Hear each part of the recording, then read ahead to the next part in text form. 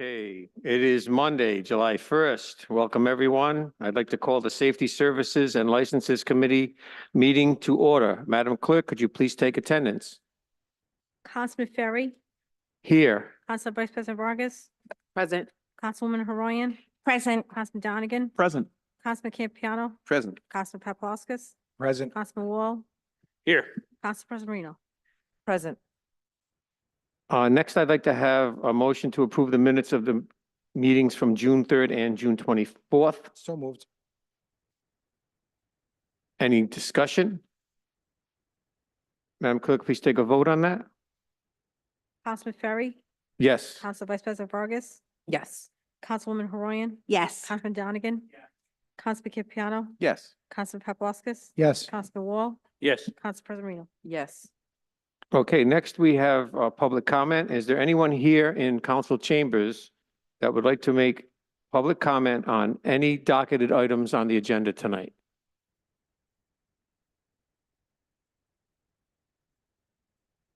Okay, and I see there's no one on Zoom. There is no public comment. Okay, last call. This time I'd like to close public comment.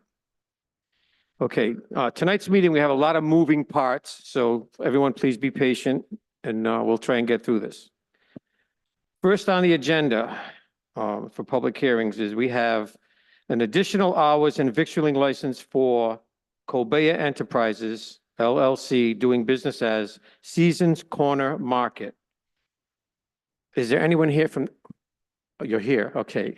Could you please state your name and address for the record? Attorney Danielle Dufault, Adler, Pollock and Sheehan, 49 Bellevue Ave, Newport. Okay, could you please tell us a little bit of what you're seeking tonight? Sure, thank you, Chair and members of the committee. As I stated, Danielle Dufault on behalf of the applicant Colbea Enterprises and Angelo Ruo Jr. For an additional hours victualling license new for Colbea's property located at 777 Cranston Street.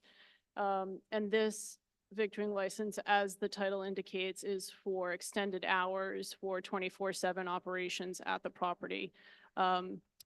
As noted in the agenda by the clerk, we understand that there are a couple of outstanding items to be submitted by the applicant, one being the certificate of occupancy, and also the Department of Health inspection. But what we understand is what we request tonight is that the license be granted with the condition that it is not issued until receipt by the clerk of both the DOH inspection and their certificate of occupancy. We ask this due to our proposed opening, hopefully by the end of this month, which is before the next committee hearing on this matter. And so in order to open on schedule, we ask that this license be issued conditioned upon receipt of the outstanding items to the clerk. Thank you. At this time, could I have a motion to approve so we can open this up for discussion? Motion to approve. Second. Okay, any discussion from the committee or the council or questions for the applicant at this time? So we are requesting that we approve this subject to the documentation that she will submit to the clerk so they can open up on August 1st. I had a discussion with Attorney Videcchia today, and he really sees no problem in doing this. No discussion? No questions? Councilman Donegan. Thank you. Just to clarify, should the motion be to approve upon receipt of, what exact verbiage of the motion would be helpful? I suggest that the motion be that the motion is granted, subject to the applicant obtaining the certificate of occupancy from the city And the state health. and state health, whatever those conditions are. So you grant it subject to those conditions being fulfilled. So solicitor, I want to make sure that we're both tracking, but the way I think of it is the committee tonight approves the license, grants the license, but the actual issuance passed to the applicant would remain, that can't happen unless those two things are received by the city clerk. That is correct. Okay, any other questions for the applicant or discussion? So we need a second to that. We need that motion made and seconded. Motion to approve upon the condition that the certificate of occupancy and the State Health. state health, the Department of Health certification is obtained. Any discussion? Madam Clerk, please take a vote on that. Councilwoman Horoyan, Yes. Councilman Donegan, Councilman Campiano, Yes. Councilman Paplaskas, Yes. Councilman Wall, Yes. Council Vice President Vargas. Yes. Councilman Ferry, Yes. Council President Marino. Yes. Okay, you're all set. Thank you very much. Thank you. Okay, we got one down. Next, we have a Class BV liquor license new for Knights Grill LLC, DBA Inocelli 2, located at 1785 Cranston Street. Is there anyone here from that establishment? Please step forward, state your name and address for the record. Thank you, Councilman. Nicholas Inicelli, 1785 Cranston Street, Inicelli 2 Restaurant, Knights Grill LLC, DBA Inicelli 2. Okay, explain to us where you stand. Okay, so I am in the process of trying to get my Division of Taxation approval letter from them, as well as the Health Department approval and inspection. That's pretty much the extent of what I need to open, to get the liquor license. And basically what we're doing is just a restaurant with takeout, full bar, kind of a slightly more casual rendition of the restaurant I've had there for over 5 years, Inicelli. So Italian, pizzas, pasta, drinks, basically that's it. So if there's anything else I need, I believe it's just a letter of a good standing from the state, which I went down there, tried to get. I don't know what's holding it up. And the inspection from the Rhode Island Department of Health. Okay, could I have a motion to approve this so we can open it up for discussion? Yes. Motion approved? Second. All right, any discussions or questions for the applicant at this time? Just to explain, he's on the docket tonight twice. Once for a BV liquor license and once for a victualling license. Correct. Okay. Again, I had this discussion with the clerk's office and Attorney Videcchia today, and he sees no problem going forward approving these subject to the information that's needed. We discussed both of these today. And so he's got a BV, which by state law we are supposed to approve it subject to, and then we have the victualling license. So right now we're talking about the BV liquor license. Any questions or discussion for the applicant? Okay, so do we need to change the motion to subject to the letter of good standing? Correct, just like the last license, granted subject to letter of good standing being produced. Withdraw your last motion. I will withdraw my last motion and make a motion to approve condition to having the letter of good standing from the state. Any discussion? Councilman Paplaskas. Thank you, Chairman. Just want to say that I'll be in support of these tonight. I remember 5 years ago, Ms. Inicelli, when you opened up in Knightsville, you've been a wonderful addition. Thank you. You're still the talk of the neighborhood 5 years later, and now everybody's talking about your new place. So certainly look forward to seeing future success in the neighborhood. Thank you. I appreciate that. Thank you. Okay, and this will go from Safety Services Committee to full council on July, 22nd, I think. So we will have an opportunity. You might even have the letter by then. I should have everything by then. All right, Madam Clerk, please take a vote on that. Councilwoman Horoyan, Councilman Donegan, Yes. Councilman Campiano, Yes. Councilman Paplaskas. Yes. Councilman Wall, Yes. Council Vice President Vargas. Yes. Councilman Ferry, Yes. Council President Marino. Yes. Okay, you're all set for now. Thank you. Thank you so much, Council. Next, we have, like I said, there's a lot of moving parts tonight. Class BV liquor license new for Mexico City Tacos and Tequila located at 1177 Reservoir Avenue. And we have someone representing the establishment at this time. If you please state your name and address for the record and tell us where you stand. Good evening, Mr. Chairman, members of the committee. For the record, my name is Robert Murray, 21 Garden City Drive in Cranston. Standing beside me this evening is Ramon Michael, the principal of Mexico City Tacos and Tequila. This is an exciting new restaurant he'd like to open in Cranston at the site of the former Denny's restaurant at 1177 Reservoir Avenue that has been vacant for a period of time. With your permission, Mr. Chairman, I'd like to pass out, I have some updated menus. I gave a pro forma one with the application, but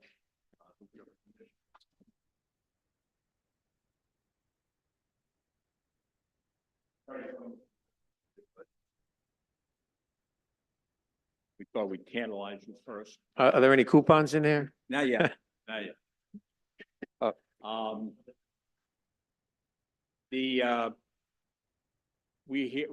Just like Mr. Iannicelli, we're here on two items, the Class BV new license, which would require council approval, and a victualling license. Mr. Michael, last week, we held a neighborhood meeting at the restaurant. We invited about 60 neighbors in, and the members of the city council outnumbered the neighbors. Councilmember Haroyan and Wall came to the meeting, and we had one friend and one neighbor up the street.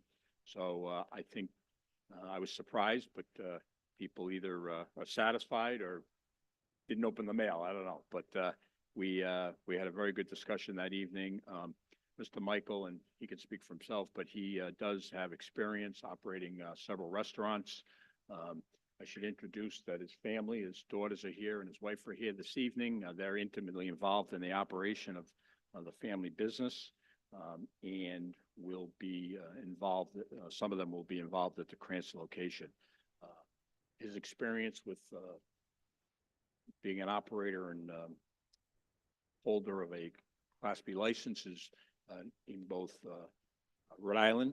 He has a restaurant on West Shore Road called the Cantina del Rio in Warwick. Councilwoman Haroyan is very familiar with that location. He also operates restaurants in Connecticut and Massachusetts. And this location would be a wonderful addition to Reservoir Avenue in the neighborhood and put back to use a building that's been dormant for some time. There is, in our application, we indicated the hours of operation would be Sunday through Thursday, 11 a.m. to 10 p.m. and on Friday and Saturday, 11 a.m. to 11 p.m. We are, as the clerk has noted, we are waiting for our certificate of good standing, excuse me. That I spoke to a revenue agent this afternoon. He said there was a 50-50 chance they'd send it to the clerk's office. They didn't notify me. It has been pending. They asked for a copy of the ad that appeared in the Cranston Herald. We provided that. This is a new entity, so the state law and the regulations really are predicated on certificates of good standing for renewals and transfers. This entity was just formed in May. It has no tax obligation. And that's the purpose of the good standing. And I've discussed this with Mr. Verdecchio, who I know has chatted with the chairman. So with your permission, if you're satisfied that he's fit and proper to hold a license, I'd ask, like Mr. Iannicelli, that it be made subject to us producing the certificate of good standing, which we might get as early as tomorrow. The second component of this is Mr. Michael has to undertake substantial interior renovations to this location, spending hundreds of thousands of dollars. We will obviously get a health department clearance once those renovations are done and to the satisfaction of the building official and the health department. Again, DBR regulations speak directly to that point, that you can grant a Class BV license subject to Department of Health clearance. So we're only asking this tonight that it be granted, and that it not be issued until those 2 points are satisfied on both licenses we're seeking tonight. I'd be happy to have Mr. Michael talk a little bit about his roots in Mexico and his involvement in Rhode Island, but whatever's the pleasure of the committee. Thank you. Okay, so could I have a motion, with the, yes, I want the real motion. Motion to approve, on the condition that the applicant receives a letter of good standing and a clearance from the Department of Health. Any discussion or questions for the applicant? None. So, and again, this is, oh, hold on one second. This is going to have to come before the full council on July 22nd also, so hopefully you'll have it by then. Councilman Wall. It was good the other night to meet Ramon and his family. It looks like it's going to be a pretty good business. And just in abundant caution, I walked every street in the neighborhood over the next 2 days and talked to as many neighbors as I possibly could. And I heard no negativity at all. So I feel pretty good about passing and supporting this evening. Thanks. No other questions? Madam Clerk, please take a vote on that. Councilwoman Horoyan? Yes. Councilman Donegan? Councilman Campiano? Yes. Councilman Paplaskas? Yes. Councilman Wall? Yes. Council Vice President Vargas? Yes. Councilman Ferry? Yes. Council President Reno? Yes. Okay. All right, so we still have the victualling. Well, I can't do that right now. Oh, I don't think you do. thank you. Next, we have an auto repair license, new for CB Truck Tire Services Incorporated, 71 Glen Avenue. Is anyone here from that establishment? Please state your name and address for the record.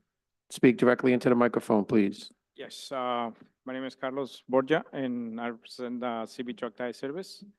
I used to operate in the 140 Farmington Avenue before, and I do transfer my business to a better location at 71 Glen Road in Cranston, Rhode Island. Borja. Yep. Okay, so I understand that we received the fire inspection today with minor corrections to be made. Is that correct, Madam Clerk?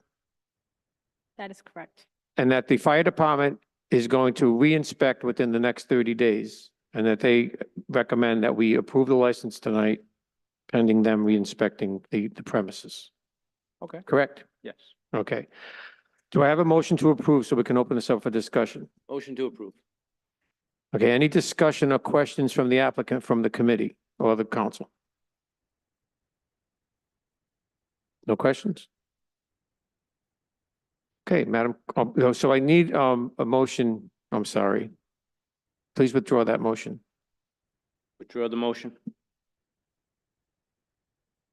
Do I, Attorney Videk, do I have to say that it's pending the reinspection, or how does it work? So is this just a motion to continue, or you want to grant this? No, subject the to fire approval? department said it's okay to grant, and they're going to Okay. reinspect within 30 days. Then the motion will be to approve this subject to receipt of approval of the fire inspection, Of the reinspection. reinspection. Okay, that's what I need. Motion to approve pending the receipt of the fire inspection, Reinspection. pending the receipt of the re-inspection, fire inspection. Do I have a second? Any discussion or questions? Madam Clerk, please take a vote out. Excuse me, Chairman, I'm I sorry. hate to be a nitpicker, but the motion should be a little more detailed. It should be upon a positive inspection report, because if we just receive a report, it could be negative, and the way the motion's worded, it would be passed. Okay. Let's have a motion to approve pending the receipt of a positive fire inspection. Reinspection. Reinspection, approved fire and reinspection. Okay. Do I have a second? Any discussion or questions for the applicant? Madam Clerk, please take a vote on that. Councilwoman Horoyan? Yes. Piano? Yes. Councilman Paplaskas? Yes. Councilman Wall? Yes. Council Vice President Vargas? Yes. Councilman Ferry? Yes. Council President Reno? Yes. Through the clerk, we have. Okay, you're all set. Councilwoman Haroyan. Thank so- you. Did you? Yes. You voted positive, yes. Okay. Next, we're going to remove Rainbow Water from the agenda. It was actually voted on last month, and it's just an error that it's on there. Cross that out. Next, we have a show cause for 404 Nightlife LLC DBA Pre-Game Lounge located at 349 Dyer Avenue. I, at this time, will turn this over to Attorney Videcchia. Chairman, let's inquire if anyone is here from the pregame lounge. Are you from the Pre-Game Lounge? Yes, my name's Jacqueline Blair, 349 Dyer Ave. Transfer. Jacqueline Blair. What is your relationship or position with I'm half owner of Pregame. I'm sorry? Lounge. Half owner of Pregame Lounge. half owner? Yes. Okay. Because I did look at through the Secretary of State website as of June 12th, the corporate charter was revoked.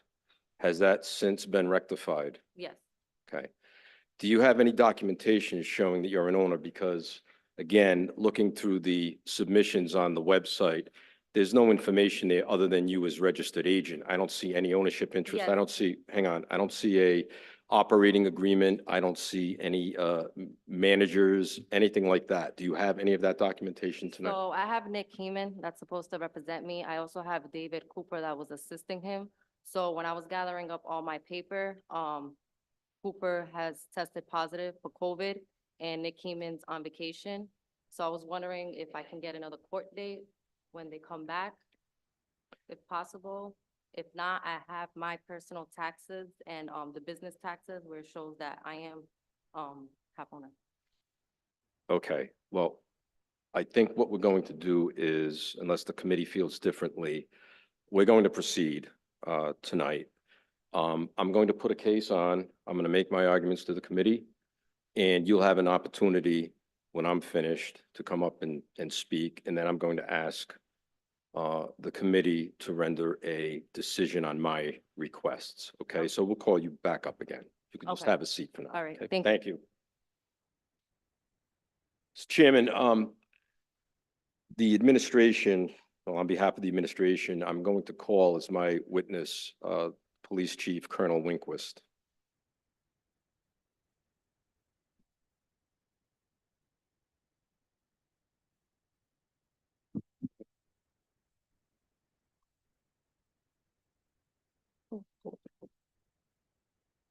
Chairman, while we're waiting, I have approximately 9 exhibits. I've given, the Colonel has a copy of those. These are the originals. I'm going to ask the committee to accept these submissions and make them part of the record this time. Okay. There, for the record, see number 1 through 9. I'm going to do them.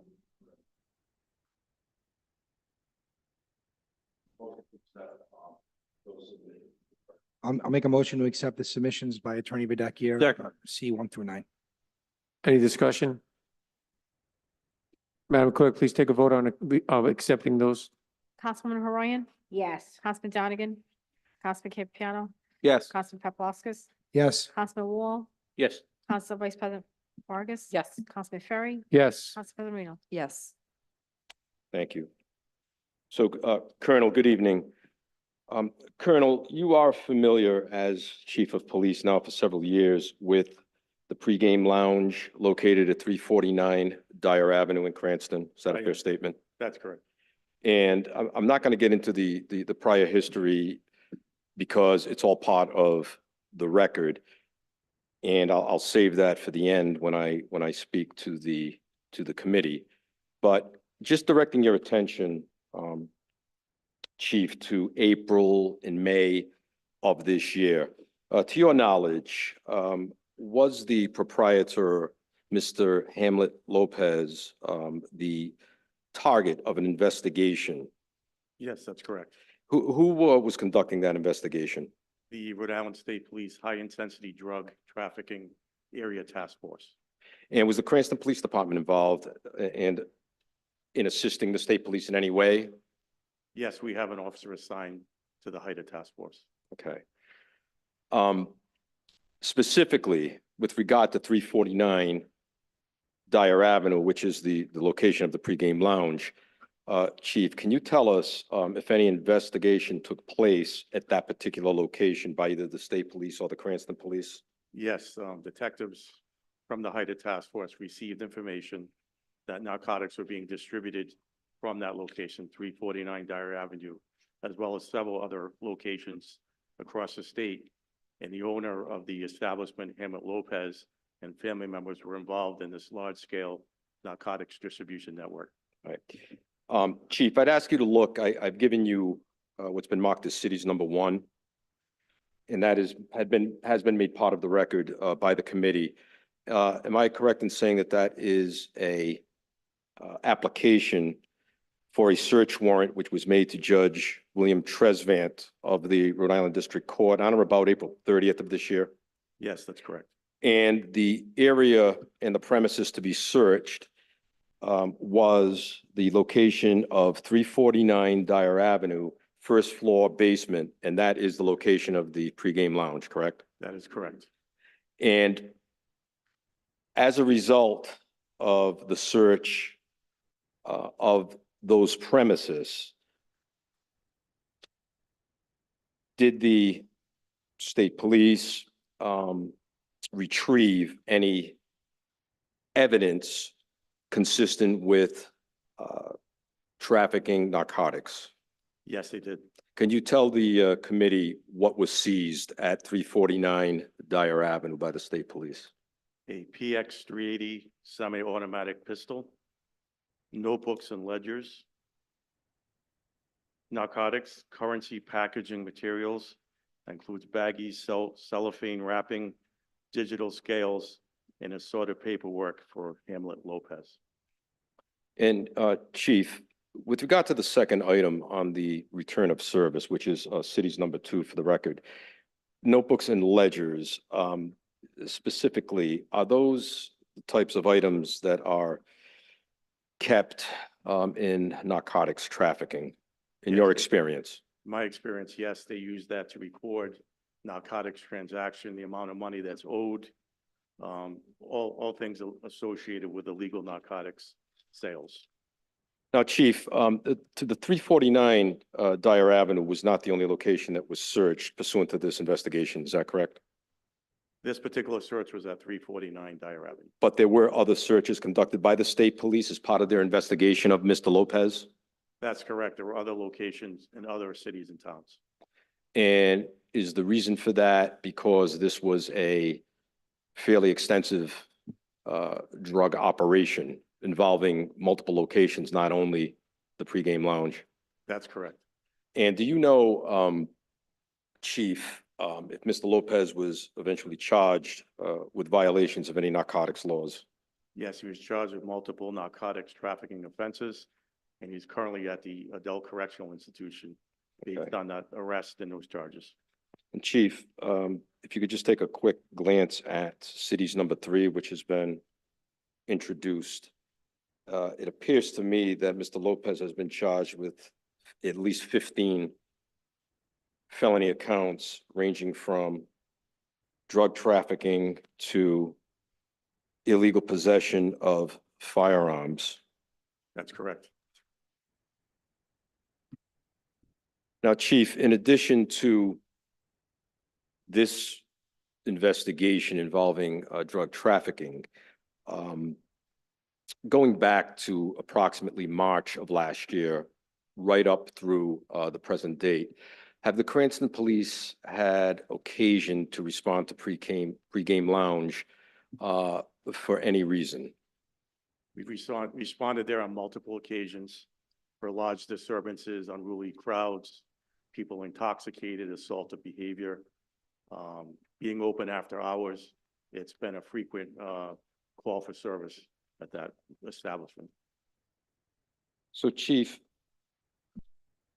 exhibits 4 through 9, which I believe you have before you, Are those the incident reports that were generated as a result of the responses by the Cranston Police Department, which you just delineated for us? Yes, And Chief, in addition to the notations documenting disturbances, unruly crowds, assaultive behavior, I noticed that many of these calls came in and the responses took place well after the 1 a.m. state law, which requires that the establishment be closed. Am I correct in that? yes. Chief, in your capacity as the police chief of the city of Cranston, do you have an opinion as to whether or not the continued operation of the pregame lounge poses a significant risk to the health, safety, welfare, and morals to the people of Cranston? This has been a problem establishment for many years. We had a drive-by shooting in front of this establishment. The officers have been assaulted. It's been nothing but a problem despite our efforts to work with Mr. Lopez. And yes, in my opinion, I believe it's a public safety hazard to allow this business to continue to operate in the city of Cranston. I have no further questions of the witness. Thank you. Chairman, there is no other, there isn't an attorney here, so we should allow Ms. Blair to state her piece, but I'm not going to allow her to question the chief. She is not legal counsel. But if she wants to make a statement, we'll give her that opportunity. The city rests on the testimony of the chief, in addition to the 9 exhibits which have been made part of the record. Would you like to make a statement? I'm sorry? Jacqueline Blair, if it's okay if I get another court date with, since he got tested positive with COVID, Well, or. before we You know, get, I have always wanted to have, you know, the cops there, like, what is it, cop detail, you know, but as of now, I'll just wait on my lawyer. right, is that the only statement you have, is basically a request for continuance? Yeah, Okay. I'll address that. If you have nothing else to add, I'll address the committee, and they can consider whether or not to give you another date, but I'll make my argument. Okay. You can be seated. So members of the committee, unfortunately, this is not something new. This has been, as the chief testified, an ongoing problem for the residents and the city of Cranston for at least the past 3, 4, 5 years, if my memory serves me correctly. And as you know, we're not in the habit of shutting down businesses. We do it very reluctantly. But there are those exceptions which occur now and then, which pose such a threat and a nuisance to the people of Cranston that we're basically left with no other choice. Just to refresh your collective recollections, previously, this committee did vote to revoke the entertainment license of the pregame lounge.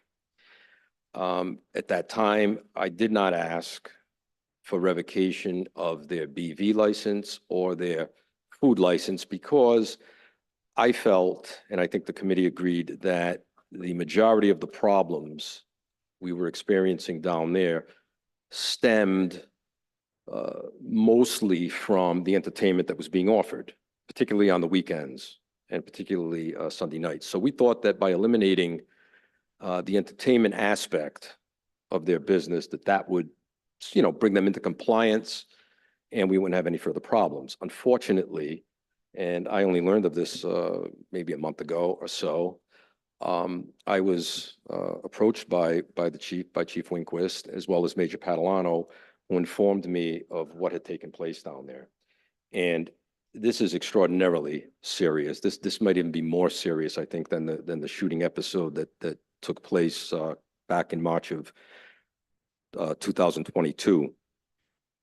And Mr. Lopez was the proprietor, the manager, whatever term you want to use, whenever there was an appearance before this committee, as well as the Department of Business Regulation, he was front and center.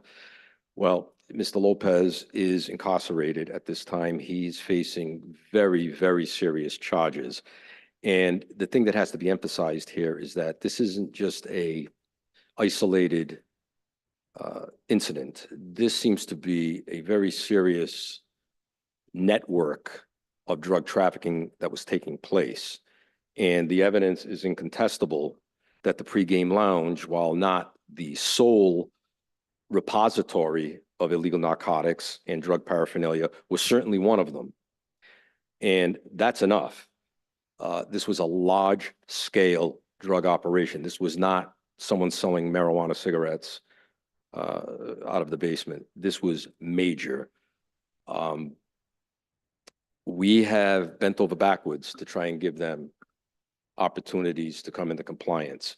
What's even more disturbing, and again, I wasn't made aware of this until speaking with the chief a few weeks ago, there were several in the past year alone responses by the Cranston Police Department for things, as the chief testified to, as disturbances, people refusing to disperse, insults directed at the police, assaultive behavior, you name it, it's there. And what is even more disturbing is that most of these calls came in well after the state law requirement that a BV license holder is required to stop business at 1 a.m. Some of these calls were like 2, 2:30, 3 a.m., which the only logical conclusion you can take from that is that they were operating well after the 1 a.m. closing time. That in and of itself is a serious breach, a serious violation.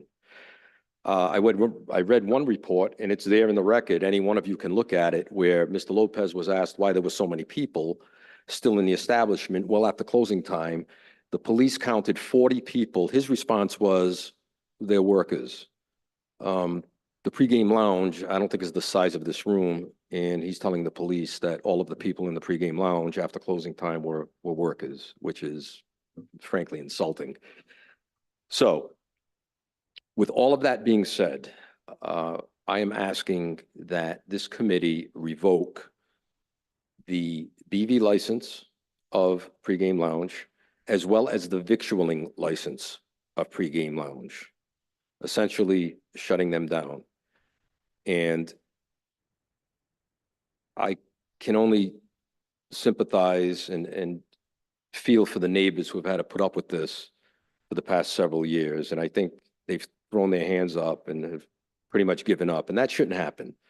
Those people have a right to, enjoy their property. They're Cranston taxpayers, they're Cranston residents. They should not have to put up with this. And we have given them more than ample opportunity. So I'm asking for a vote and a motion that, after hearing the evidence, that this committee vote to revoke the licenses which I have just mentioned. And if I can just conclude with this, Ms. Blair, I sympathize with her. I mean, she's in a tough predicament. Mr. Lopez has been front and center these past few years, and I know she's here because he can't be, but I did have some conversations with Attorney Hemond. I did reach out to Attorney Cooper. I was informed by his office that he was ill. Unfortunately, this is not a matter that can wait, and I would be the first one, because I always ask myself for continuances, but to go another month under these conditions, I think is doing a disservice to the people of Cranston. And with all due respect to the attorneys, by the way, none of whom have actually entered an appearance, so we're not even at that point yet. But I did have a conversation with Attorney Hemond. He doesn't know if he's going to end up representing this establishment. He's very experienced. He'll know what to do subsequent to whatever decision is made here tonight. So I am asking that this committee deny any request for a continuance. Take a vote tonight. Let the chips fall where they're going to fall. If it goes to the next step, it goes to the next step. I'll be ready. I'll handle it then. Thank you. Councilman Donegan. Yeah, I'd like to make a motion to revoke their liquor and victualling license. BV. Second. Any discussion? Councilman Donegan. Thank you. It's sad that it's come to this. I've had the honor to represent this neighborhood for the past 5, 6 years on the city council. And I can say pretty definitively that I've received more complaints about this establishment than anything else, more than rats, more than speeding. And it's gotten to the point, as the solicitor said, that people have just kind of given up because they're so used to it. And people shouldn't have to live with that. It's unsafe. It's unfair to the neighbors. We've given them chances, and they have each time spit in our face that this is still going on, and they have no business to still be operating here in the city of Cranston. It's a threat to the public safety. It's a threat to the neighbors, and it's a threat to all of us. For that, we should approve the motion. Any other discussion?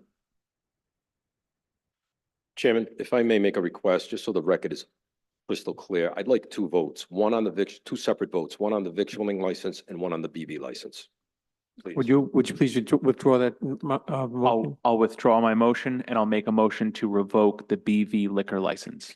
Second. Any discussion? I do have discussion. Councilwoman Horan.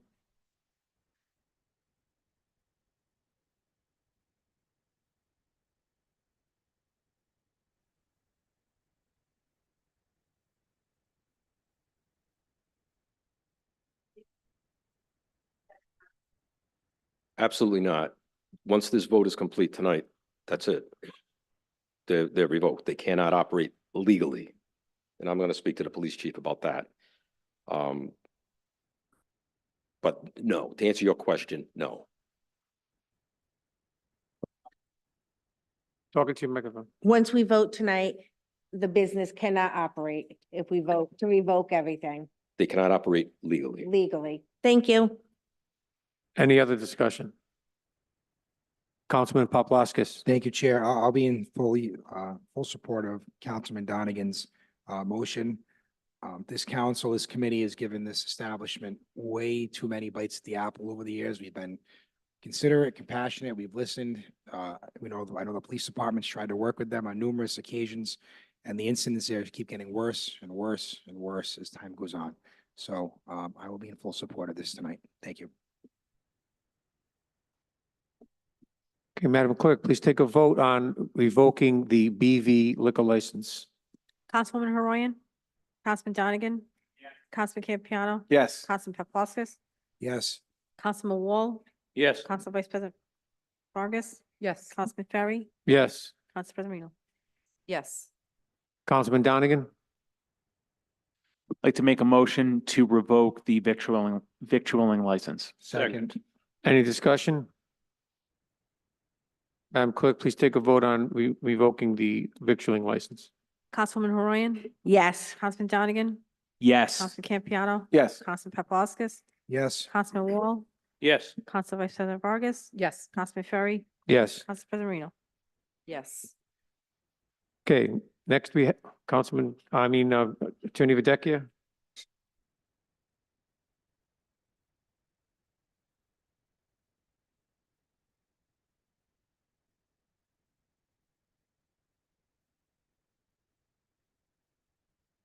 Ms. Blair, if, could we just call up Ms. Blair, one more time? Ms. Blair, would you please come up to the microphone?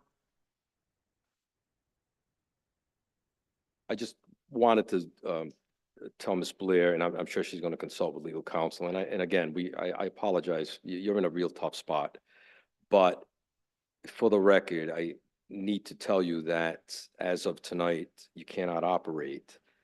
If you operate illegally without these licenses, and I'm not suggesting you are, please don't misunderstand me. I just want to make the record absolutely clear so there's no misunderstandings here. That in and of itself would constitute another ground to revoke a license if and when you should ever get those licenses restored. Also, I should point out to you that the chief of police under our ordinances, if he feels it constitutes an emergency situation, he can literally close the business down. So again, I'm not suggesting you're going to do any of these things, but I think it just needs to be clear for the record that, you know, those are the possible ramifications if the business isn't shut down. Thank you. Thank you.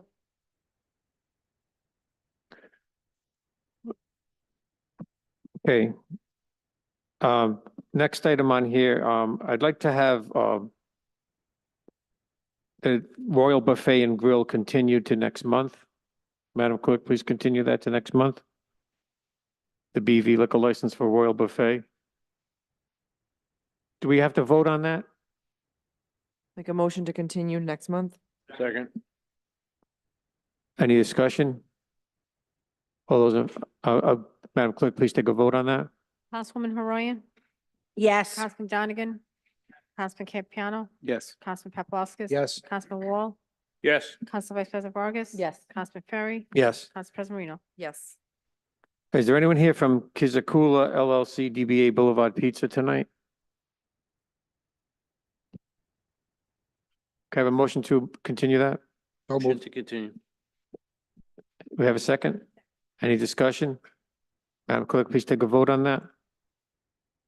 Councilwoman Horoyan, Yeah. Councilman Donegan. Councilman Campiano, Yes. Councilman Paplaskas, Yes. Councilman Wall, Yes. Council Vice President Vargas, Yes. Councilman Ferry. Yes. Council President Marino. Yes. Could I have a motion to continue the victualling license for Royal Buffet? So moved. Second. Any discussion? Madam Clerk, please take a vote on continuing that license.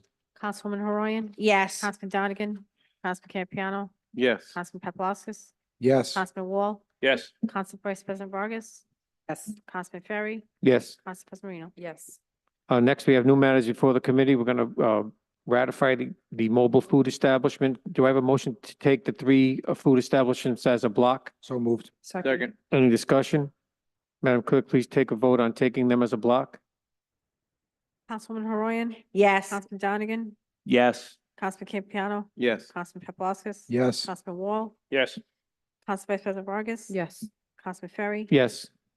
Council President Marino. Yes. Do I have a motion to approve the ratification of the block? So moved. Second. Any discussion? Madam Clerk, please take a vote on that. Councilwoman Horoyan, Yes. Councilman Donegan, Yes. Councilman Campiano, Yes. Councilman Paplaskas, Yes.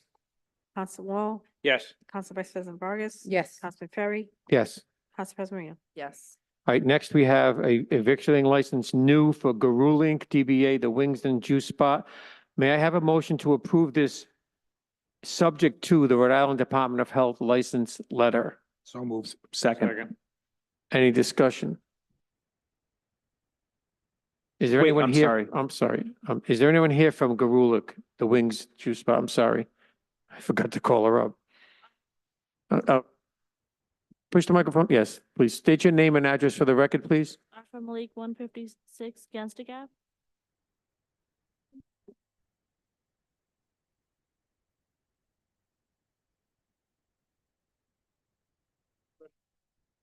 Arfa Malik, 156 Ganstig Ave. ARIFA MALIK. Have you heard from the Rhode Island Department of Health at all within the last few days? We are in the process. We're just waiting for the previous owner to leave and then we will call them in for an inspection. So all you have missing here is the Rhode Island Department of Health license. Yes. Did they give you a date on when they were going to get that to you? No. No. Any questions for the applicant? Thank you. Yeah, the Mission Nutrition there right now, they're rating, like they're still open every morning. Do you know when they're planning on ceasing their business operations? Second week of July. One question I have is your proposed hours, at least advertised here, is until 2 a.m., 7 days a week. It is on Gansett Avenue, but right behind there is residential, like right behind that business front. So do you plan on staying open until 2 a.m., 7 days a week? Yes, because we're trying to promote apps, so it's mostly Uber Eats and DoorDash.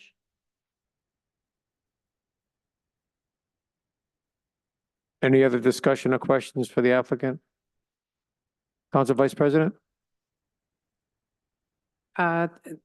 Thank you, Chairman. So I just want to piggyback on that if I will, if I can. So it goes from 3 PM till 2 AM, 7 days a week. There's no alcohol that is being No, served there. it's just juice and like fast food. Juice, smoothie, and acai bowls, so like supposed to be like a healthy spot. Okay, so it's going to be closed at 2 o'clock in the morning. Do you foresee having a lot of foot traffic between maybe 1 and 2 AM or so? I don't think it's gonna be a lot of foot traffic. I think just gonna be more deliveries, like. But you Uber. will be open for foot traffic too, correct? Okay. Just a question, doesn't mean that you have to or not, but I'm just curious. Have you owned any other businesses anywhere else? No, I'm just speaking on behalf of Mira. She's not here right now. Oh, okay, okay. Would she be open to close a little earlier as a start and then if it goes well, going later? Just a Yeah. suggestion. Oh, You need to state your name and address for the record. Please speak directly into the microphone. Mohammed Irfan. Mohammed Irfan. IRFAN. Sure. We can change hours, like close early, no problem. It's better, we can close 12, 1, whatever is better, so we can close early, no problem. okay.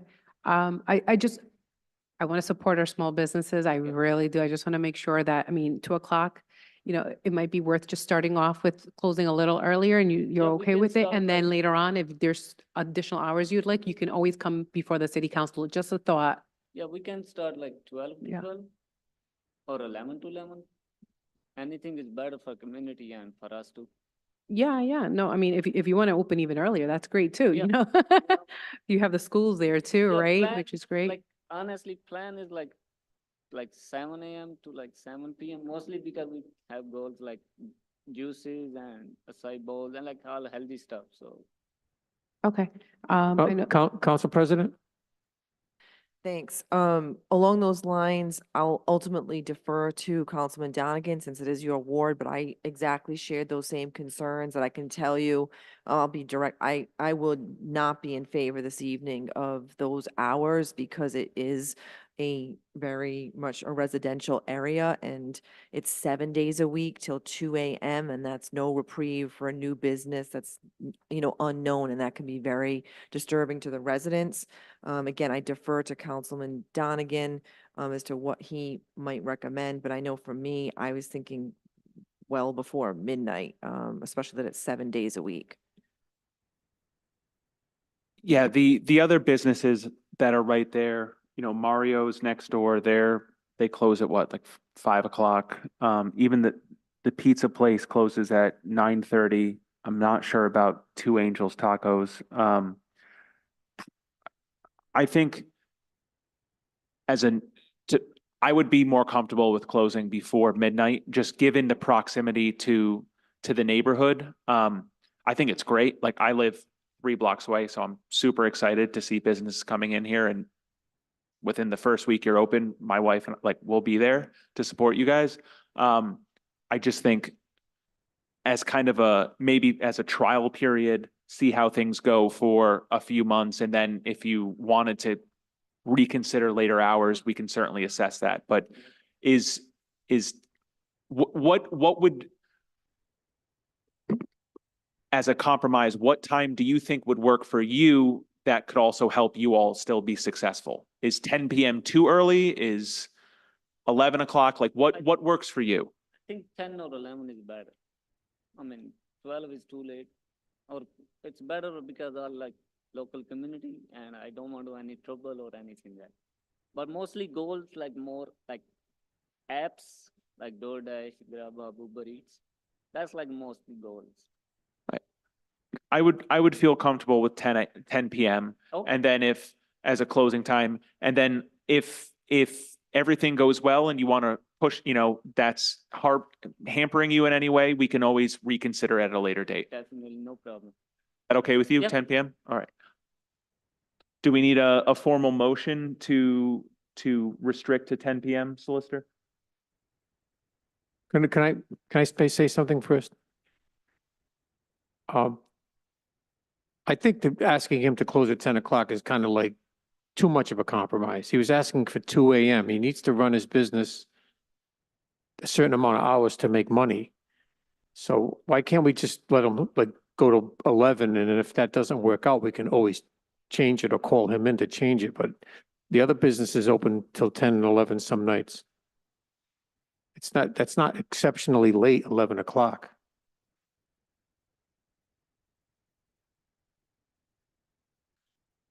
I'll just, as the as the councilman for the area, as well as a direct neighbor who lives 2 blocks away, could hit their business with 2 throws of a baseball from my front porch. And I don't have a particularly good arm. That's why I'm sitting here and not in the Bronx somewhere. I think all the other businesses there, the latest they're open is 10 PM. And I think that given its proximity to a residential area, we're not talking about Reservoir Ave. It's not this is, Gansett cuts through a residential area. I think 10 PM is being fair.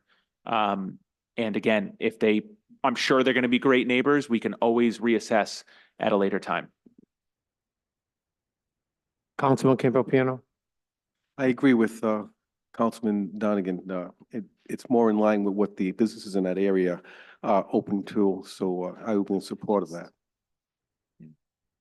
Councilman Paplaskas? Yeah, so ultimately I'll support what Councilman Donegan wants, but 10 o'clock's early. The bars are open till 1 in the city.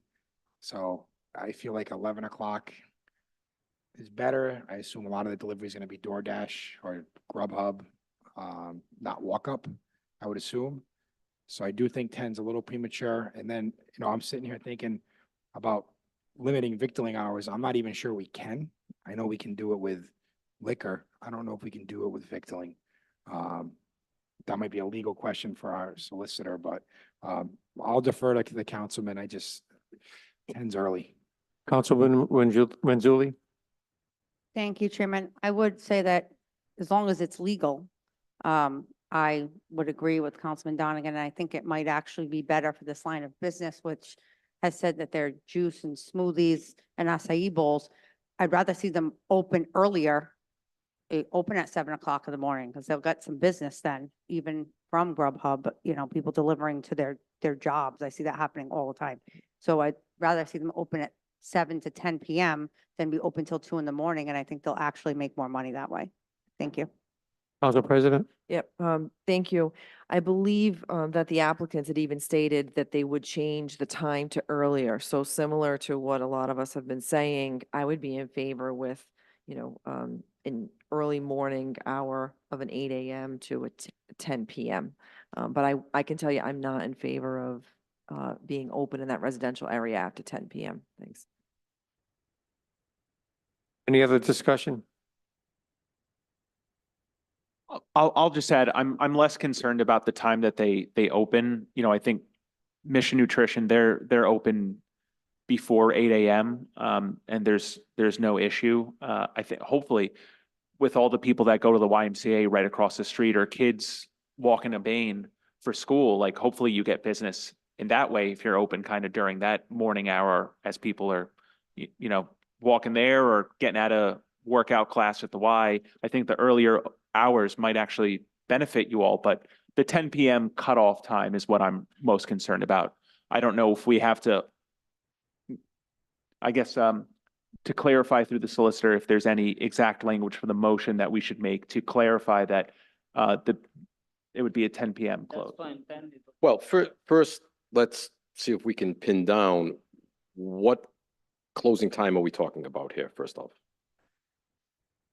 Do the applicants, are they okay with that? No problem. No problem? Okay.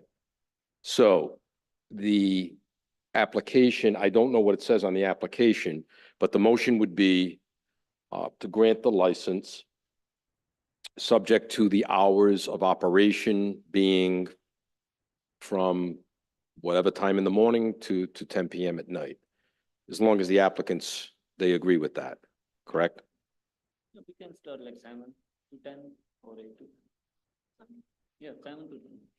No problem.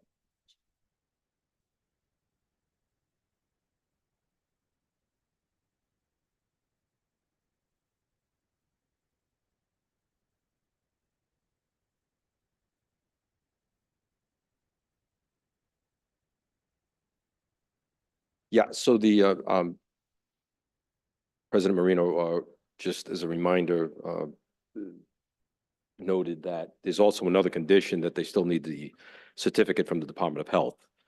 I don't know if that got lost in the discussion here because there's been so much focus on the hours of operation, but that would be basically two conditions, which would have to be included in the motion. That was in the original motion. Okay.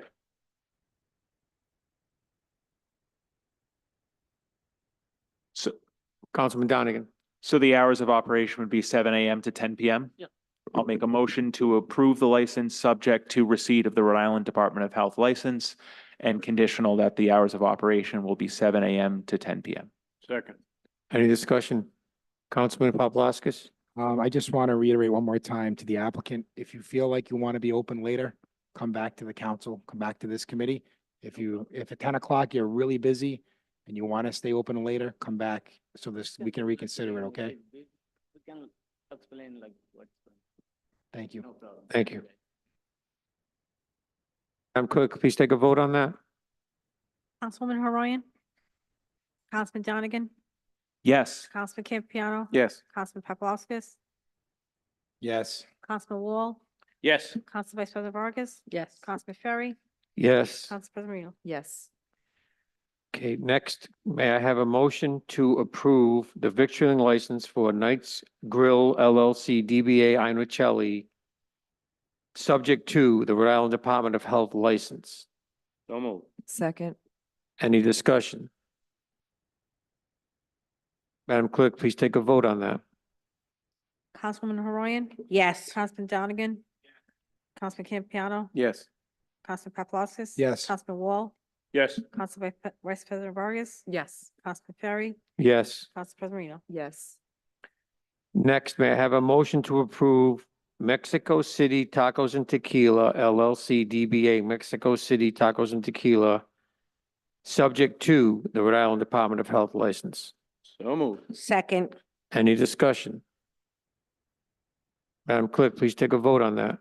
Councilwoman Horoyan, Yes. Councilman Donegan, Councilman Campiano, Yes. Councilman Paplaskas, Yes. Councilman Wall, Yes. Council Vice President Vargas, Councilman Ferry, Yes, Council President Marino. Yes. you're all set. Thank you. Next, is there anyone here from Naga Brew Haven?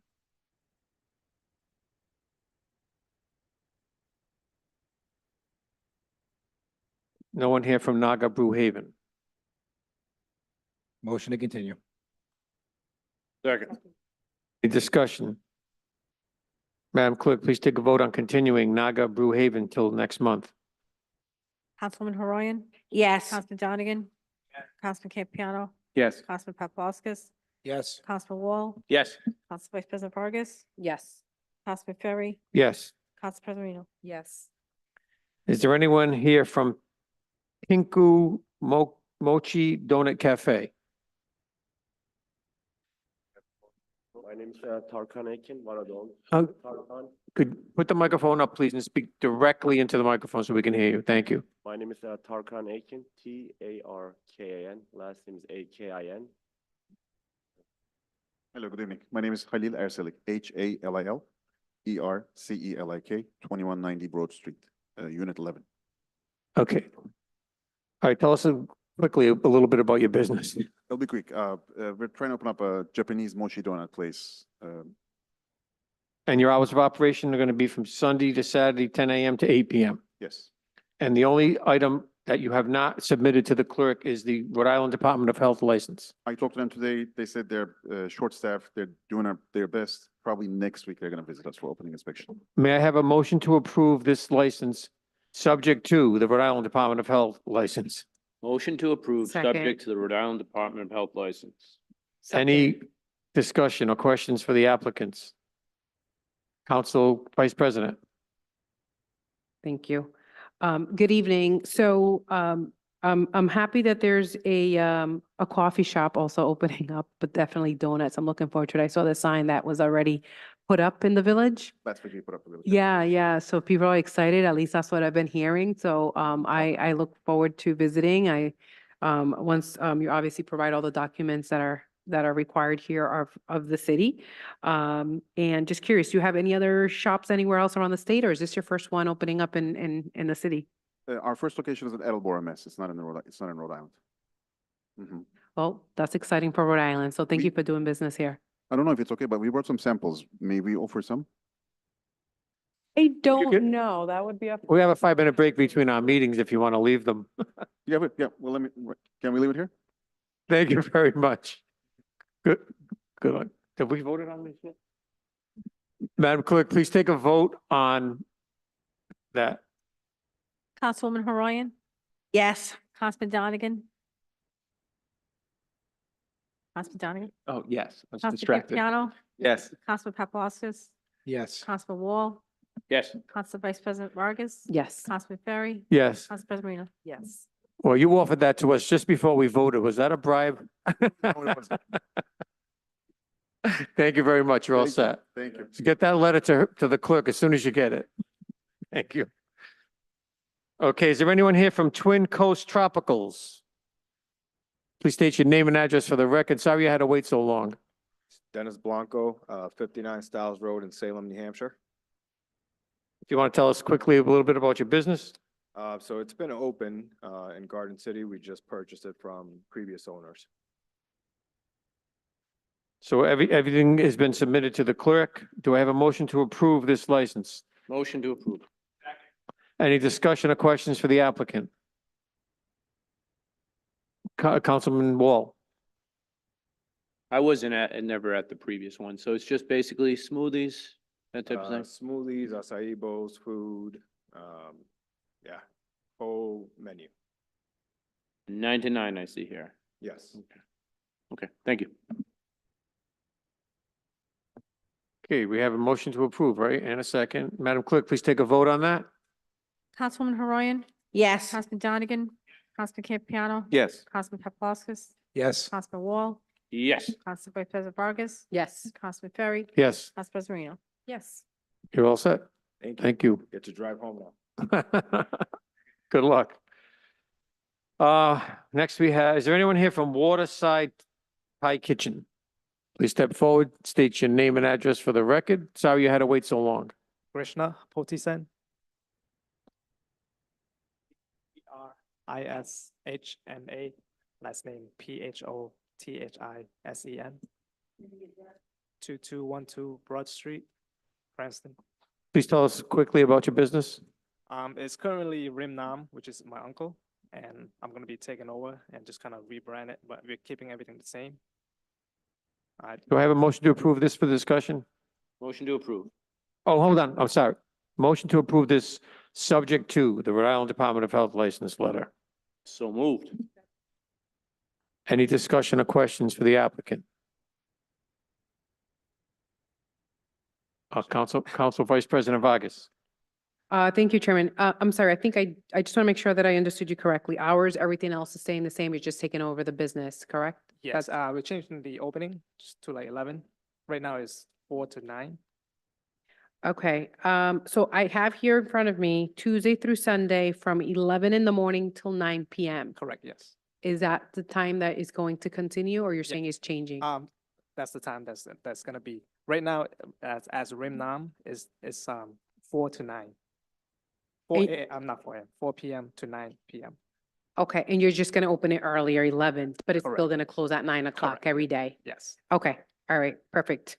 Thank you. So, sorry, does that mean I have to wait for health department before opening, or I'll continue the business as? Yeah, so and I'm gonna defer to our chairman as well on that, or the clerk if they have any questions, but yes, you need additional information on here, and anything, I don't want to take over the chairman's thunder, but anything that goes before to this evening goes to the city council in the next few weeks as well.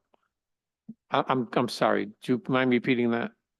Does he still need like all the documents that are here? There's outstanding items. All he needs is the Rhode Island Department of Health license. Right, So he's- it remain closed until we get that, or? Because right now it's still current, and You're taking it over from someone else. yes. Solicitor, I would take your advice on that. The business is open now, they're taking it over.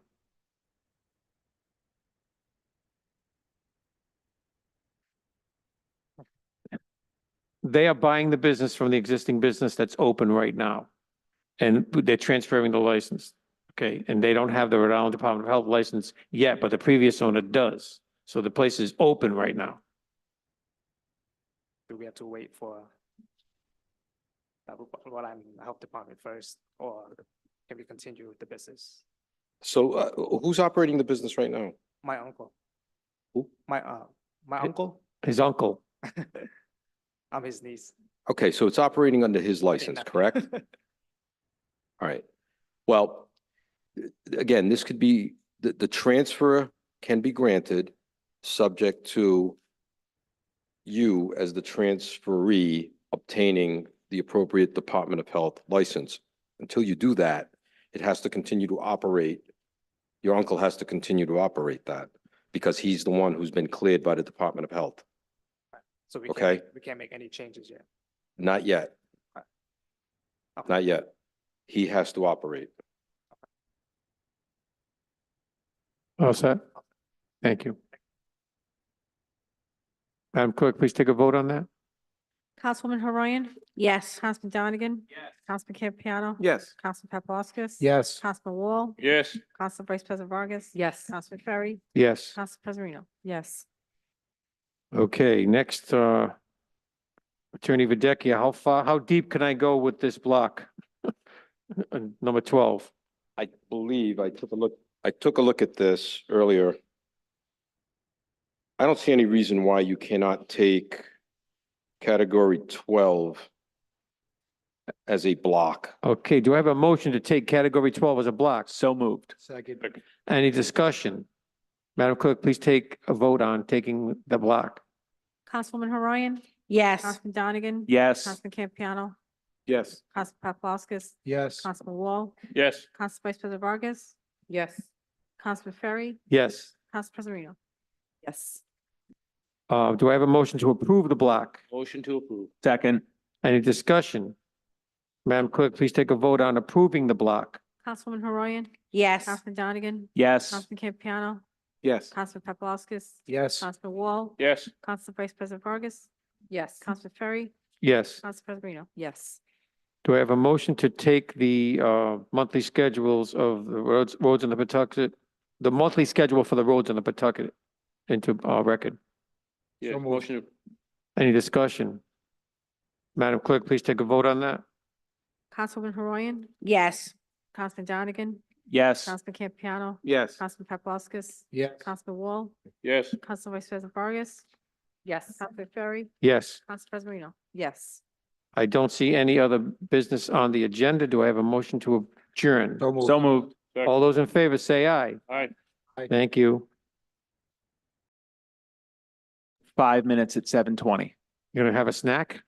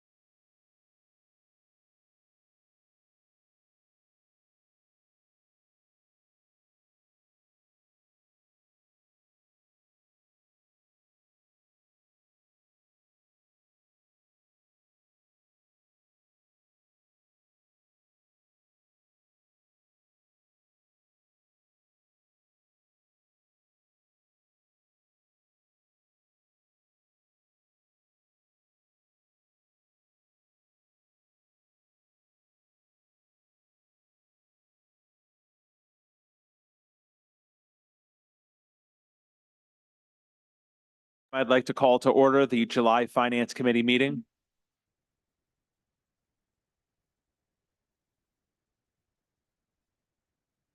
Clerk, if you could, please take a roll. Councilman Donegan, Present. Council Vice President Vargas, Present. Councilman Ferry, Present. Councilwoman Horoyan, Councilman Campiano, Present. Councilman Paplaskas, Here. Councilman Wall, Here. Council President Marino. Present. At this time, I'll entertain a motion for approval of the minutes of the June 3rd, 2024 regular meeting. So moved. Second. Any discussion? Seeing none, clerk, please take the roll. Councilman Donegan, Yes. Council Vice President Vargas, Yes. Councilman Ferry, Yes. Councilwoman Horoyan, Yes. Councilman Campiano, Yes. Councilman Paplaskas, Yes. Councilman Wall, Yes. Council President Marino. Yes. At this time, I'll entertain a motion for approval of the minutes of the June 13th, 2024 special meeting. Motion to So approve. moved. Any discussion? Seeing none, clerk, please take the roll. Councilman Donegan, Yes. Council Vice President Vargas, Yes. Councilman Ferry, Yes. Councilwoman Horoyan, Yes. Councilman Campiano. Yes. Councilman Paplaskas, Yes. Councilman Wall, Yes. Council President Marino. Yes. All right, committee matters carried over. We have 12-2301 and 12-2302. It's my understanding that both of these ordinances, sponsor would like to see these continued for 2 months to the September meeting. At this time, we'll entertain a motion to continue to September for 12-2301. So moved. Second. Any discussion? Seeing none, clerk, please take the roll. Councilman Donegan, Yes. Council Vice President Vargas, Councilman Ferry, Yes. Councilwoman Horoyan, Yes. Councilman Campiano, Yes. Councilman Paplaskas. Yes. Councilman Wall, Yes. Council President Marino. Yes. The same applies to 12-2302. At this time, I'll entertain a motion to continue to the September meeting. So moved. Second. Any discussion? Seeing none, clerk, please take a roll. Councilman Donegan, Council Vice President Vargas, Yes. Councilman Ferry. Yes. Councilwoman Horoyan, Yes. Councilman Campiano, Yes. Councilman Paplaskas, Yes. Councilman Wall, Yes. Council President Marino. Yes. All right, at this time, I'd like to open up the floor for public comment. We'll start with members of the public that are present in City Hall this evening, and then we'll go to members online. If any members of the public wish to speak, they may come forward. You have 4 minutes. Please state your name and address for the record.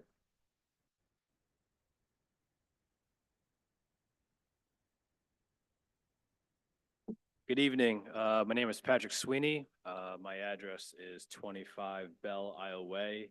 I am here to discuss the APRA funds that were proposed for Brayton Park. Sorry about the appearance. I just came from a playoff game, which I should be at right now, but I'm trying to get back to. So I've been watching on a Game Changer back here. But anyway, CLCF softball, we serve about 300 families a year.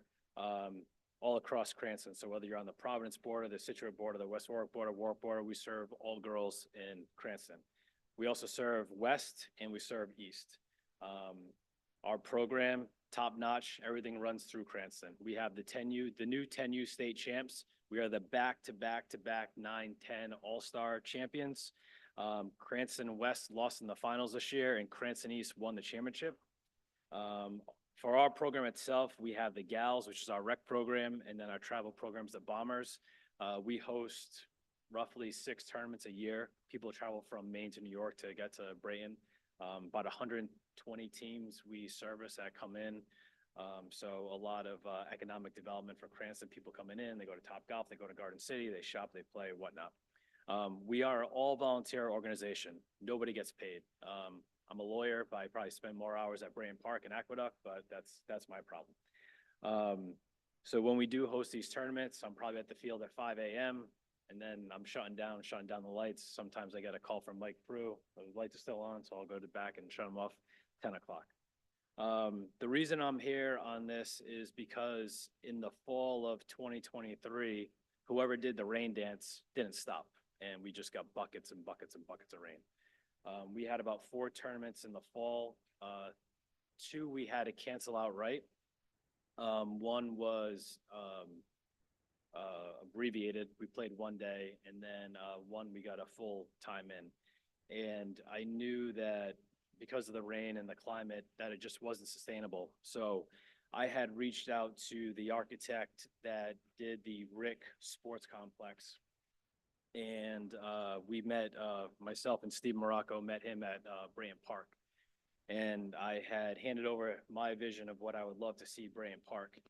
And one of the big things is that we have 3 fields there, regulation fields. One of those fields is 80% clay, 20% sand, which means any drop of rain, you can't play on that.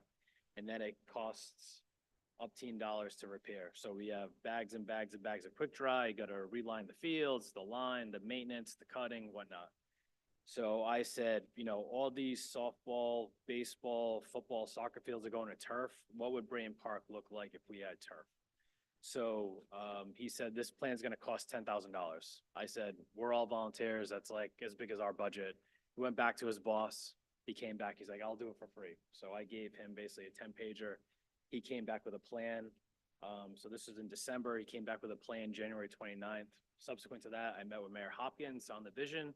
And then subsequent to that, I met with Council President Marino and how this would impact the 300 families in Cranston and what it would mean for our tournaments and what it would mean for less maintenance from the city's perspective and then less monies from our perspective.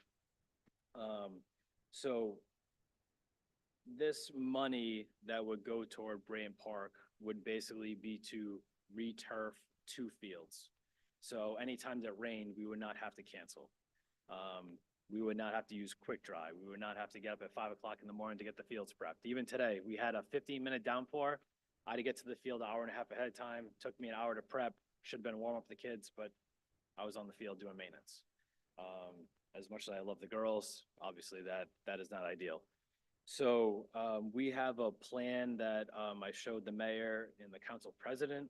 I don't have a presentation for tonight. I just want to give you guys some background on our program. But the big piece about this is that this would help all the girls in Cranston. It would help all our visitors coming into Cranston. And if they have a good experience at the tournament, it means they come back. So that's revenue into the CLCF softball program, which is helpful for us because I get to reduce registration fees.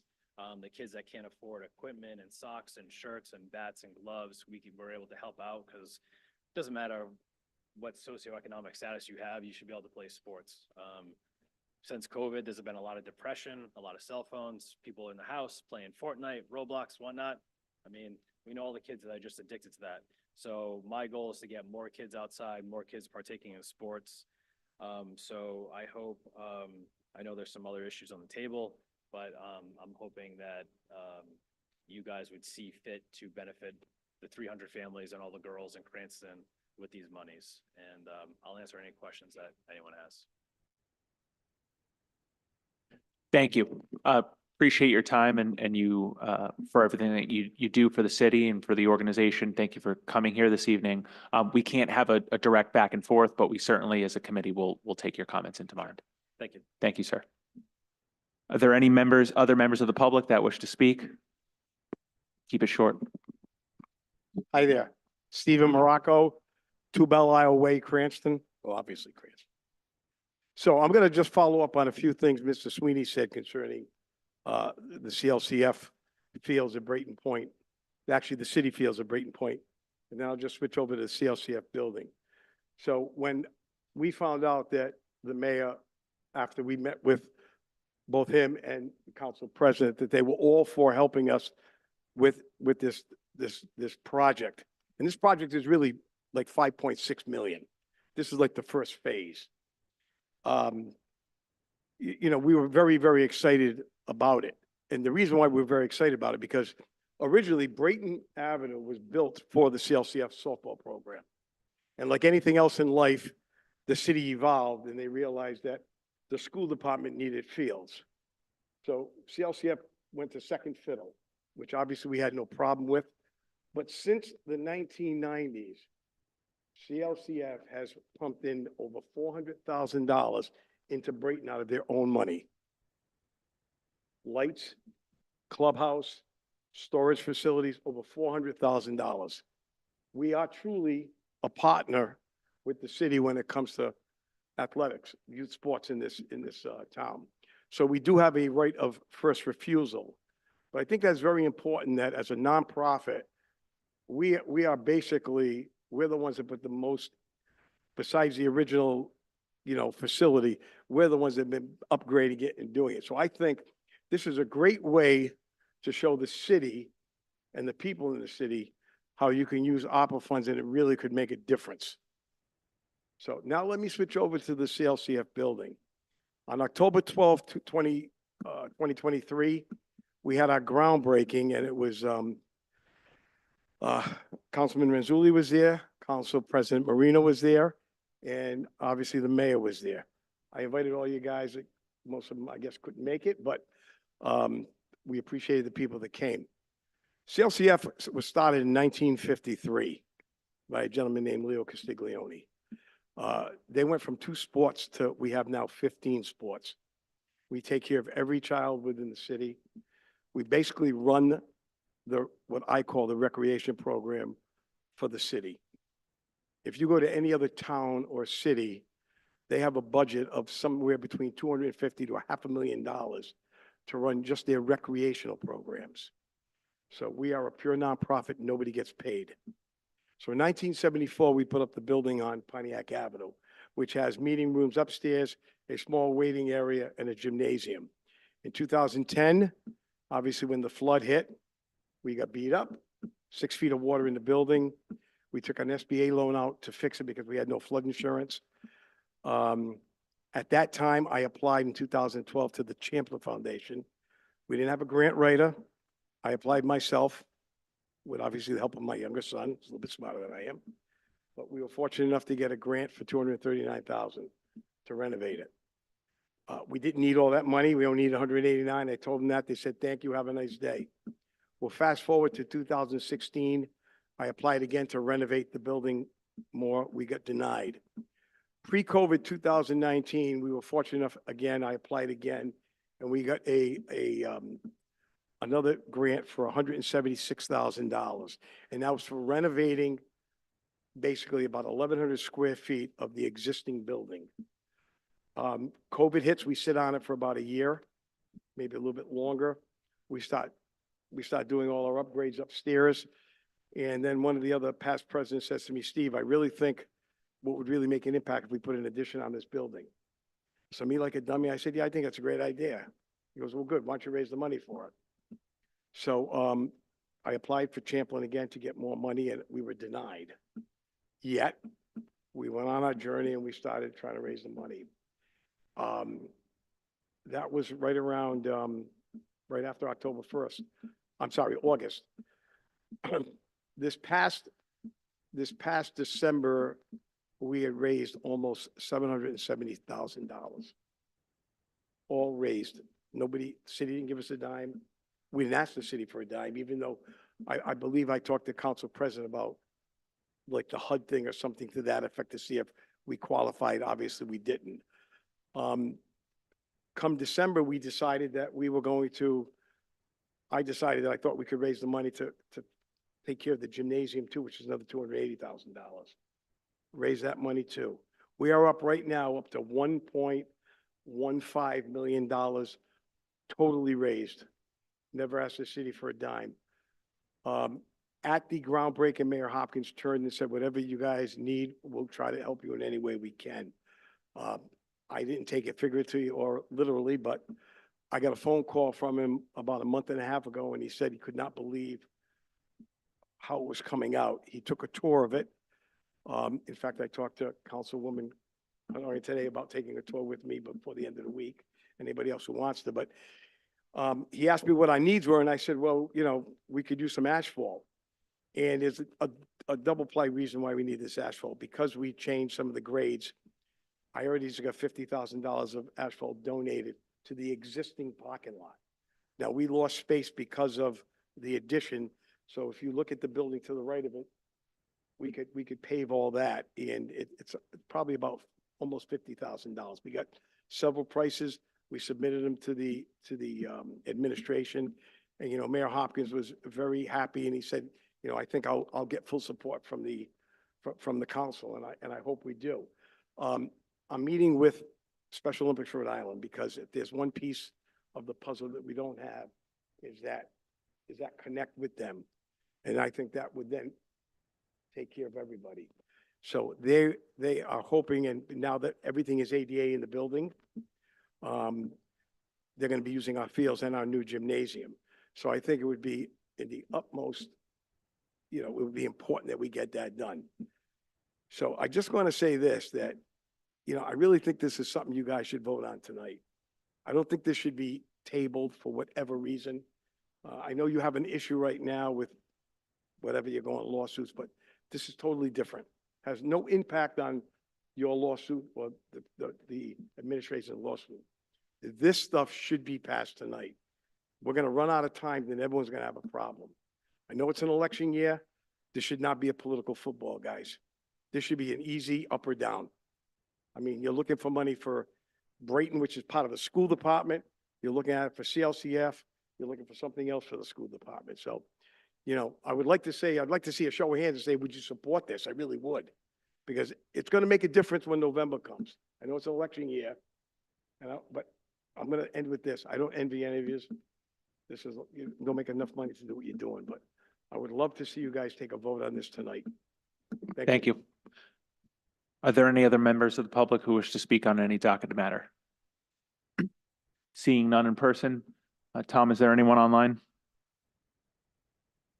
There is no public comment. At this time, public comment is closed.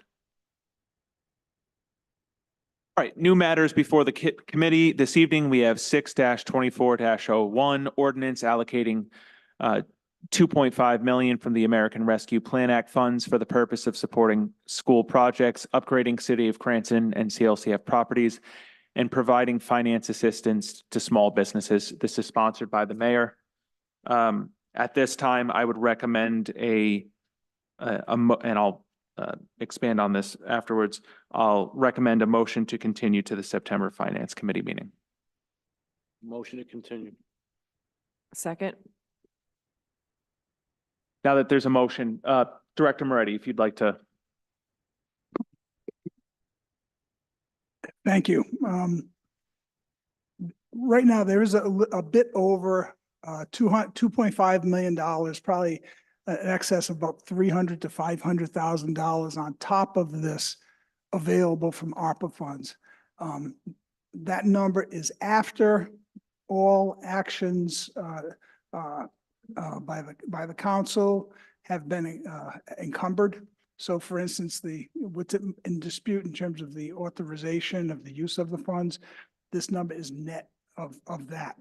So this does not incorporate any money acted upon previous to this evening. So if we were to say all the funds being used have been either used, spent, or allocated based on all prior actions, inclusive of the roughly $4.2 million that the question of authorization is about. So we're left with over 2.8 to $3 million. So what the mayor is proposing, just what the ordinance does say, to use ARPA funds. As we know, the funds must be committed by the end of this year and spent by the end of 2026. And he's proposing to the council that the use of funds of $1 million be allocated to the public schools for their various projects. Mr. Collins is here. He's worked with Mr. Zadelis and has a list of projects that kind of could help out a lot that are not part of the ride reimbursement program. So that money could be used for the schools. And there's a list affecting approximately 14 or 15 school facilities, and plus the Briggs building. So the money would be distributed on a whole host of projects.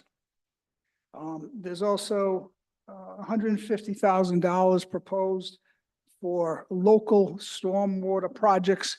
This is in addition to anything that's included in the capital funds that we have council approved, budgeted going forward. But what we're finding, there's several local areas, local streets such as Molly Drive, Pheasant Drive, and several other pocketed areas that this money could be used to help with some stormwater runoff and drainage.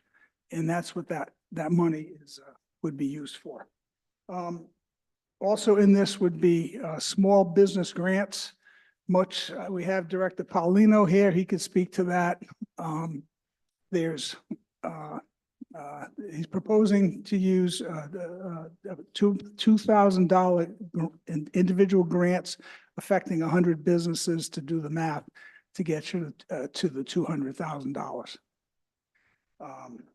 And as to Brayton Park, the $1.1 million, they would actually, the folks that just addressed you could use more money if they wanted to complete all three of those fields.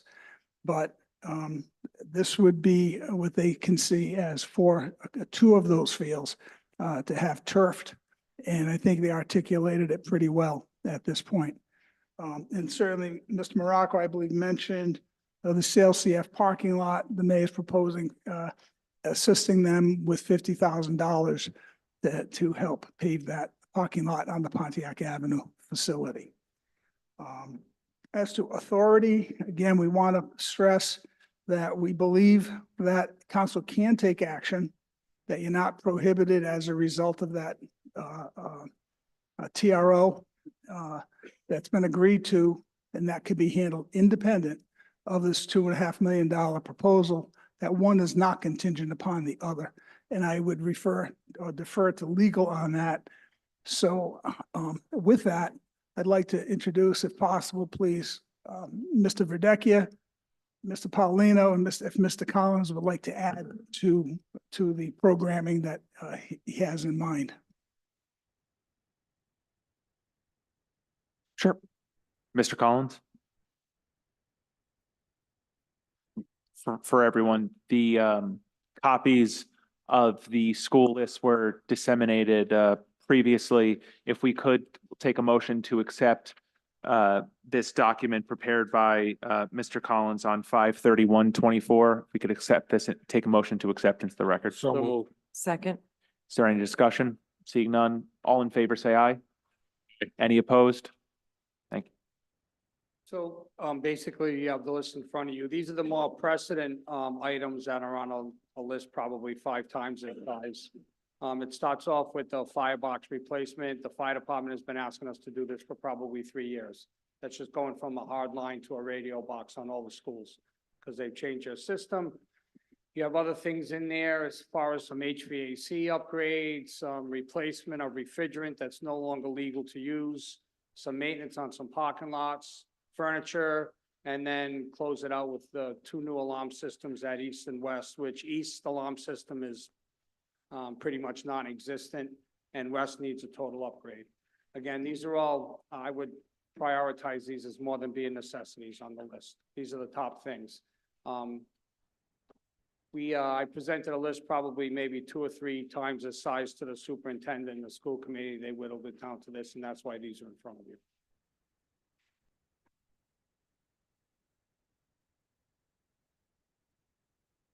Thank you. Yeah, thanks. Yeah, thank you, Chair.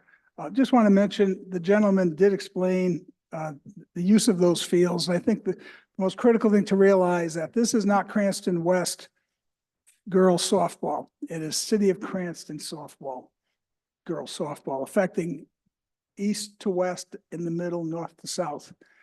And that's something to say, that's a project that there's no divide on it. And that's why the mayor feels that it is so worthy, because it's equal to everybody in distribution and the participation in the city. The programs they run, it's not, they could run state tournaments there with these fields and also bring in some regional events too. So it's what else they can do with these fields aside from, adding to the recreation and enjoyment of all our people throughout the city. Mr. Paulino, please, through the chair, if that's okay. Yes, Director Paulino.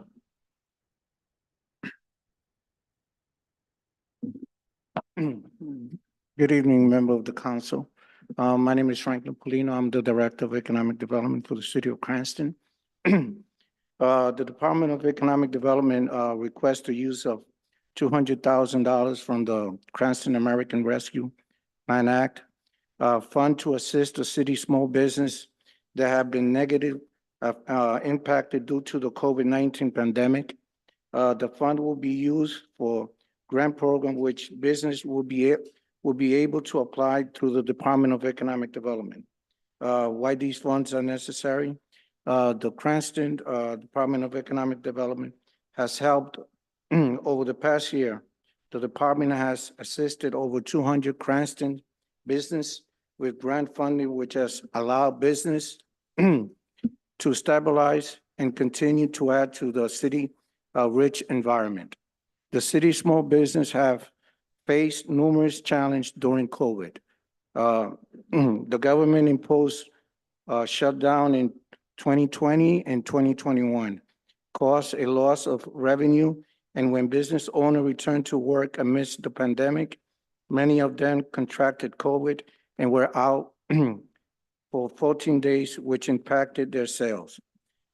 2.5 years into the pandemic, the virus spread is under control, yet essential workers are still feeling direct impact and are struggling with the disruption that the pandemic caused. For most business, it will take 3 to 5 years to recover from their losses.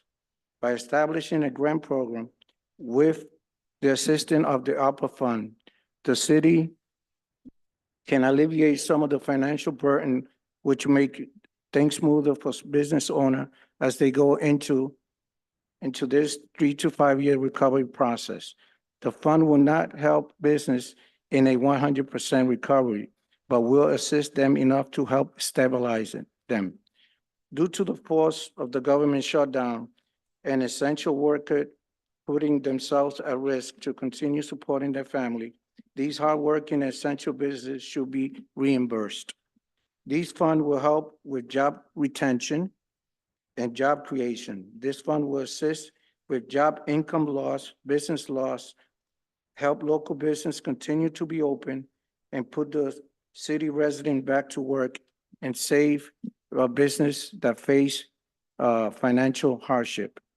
The program will be assisting small to medium size business that experience financial hardship due to the COVID will be eligible for this grant. A small business that make less than $500,000 in gross revenue and has 5 or less employees, and a medium-sized business refer to any company that makes under $1 million in gross revenue and has less than 25 employees.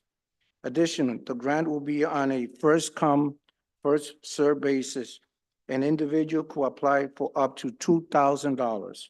This grant will cover various expenses, such as equipment replacement, minor remodeling, marketing, etc.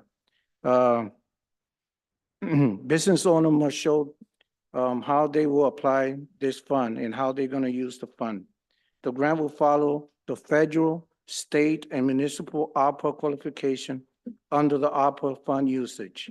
The Department of Economic Development will look at each case individual and see how each business that apply can potentially benefit from receiving this grant. The city has over 2,900 small business that as a result of the pandemic, many of them have lost revenue and business. The department proposed this relief grant to stabilize these business. These funds are a one-time deal and will provide immediate economic stabilization and support for small business struggling with recovery and getting their company off the ground. The Department of Economic Development believes that this is a community priority to identify the business we are going to be helping. For this reason, the department requests the use of $200,000 in ARPA fund to be allocated to the department for the intention of creating a grant program that will assist the city small business. Thank you.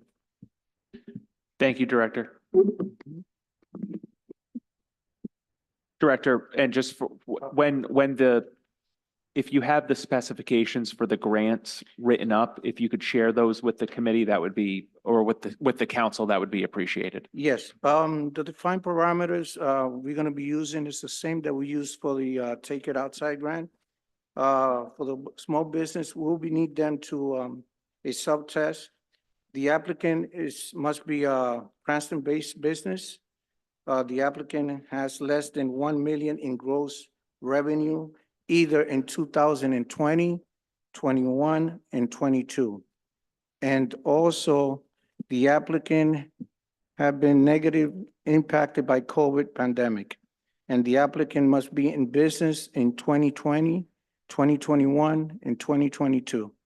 And also, all city tax and permit license must be up to date. Thank you, Director. If you have it in writing, if you could share that with us, it just, Yes. but I appreciate, you putting that together, and it sounds like a worthy use of funds. So thank you. Yeah. Director Marty, are there any other information you'd like to share with the committee before we decide on a vote on the motion before us?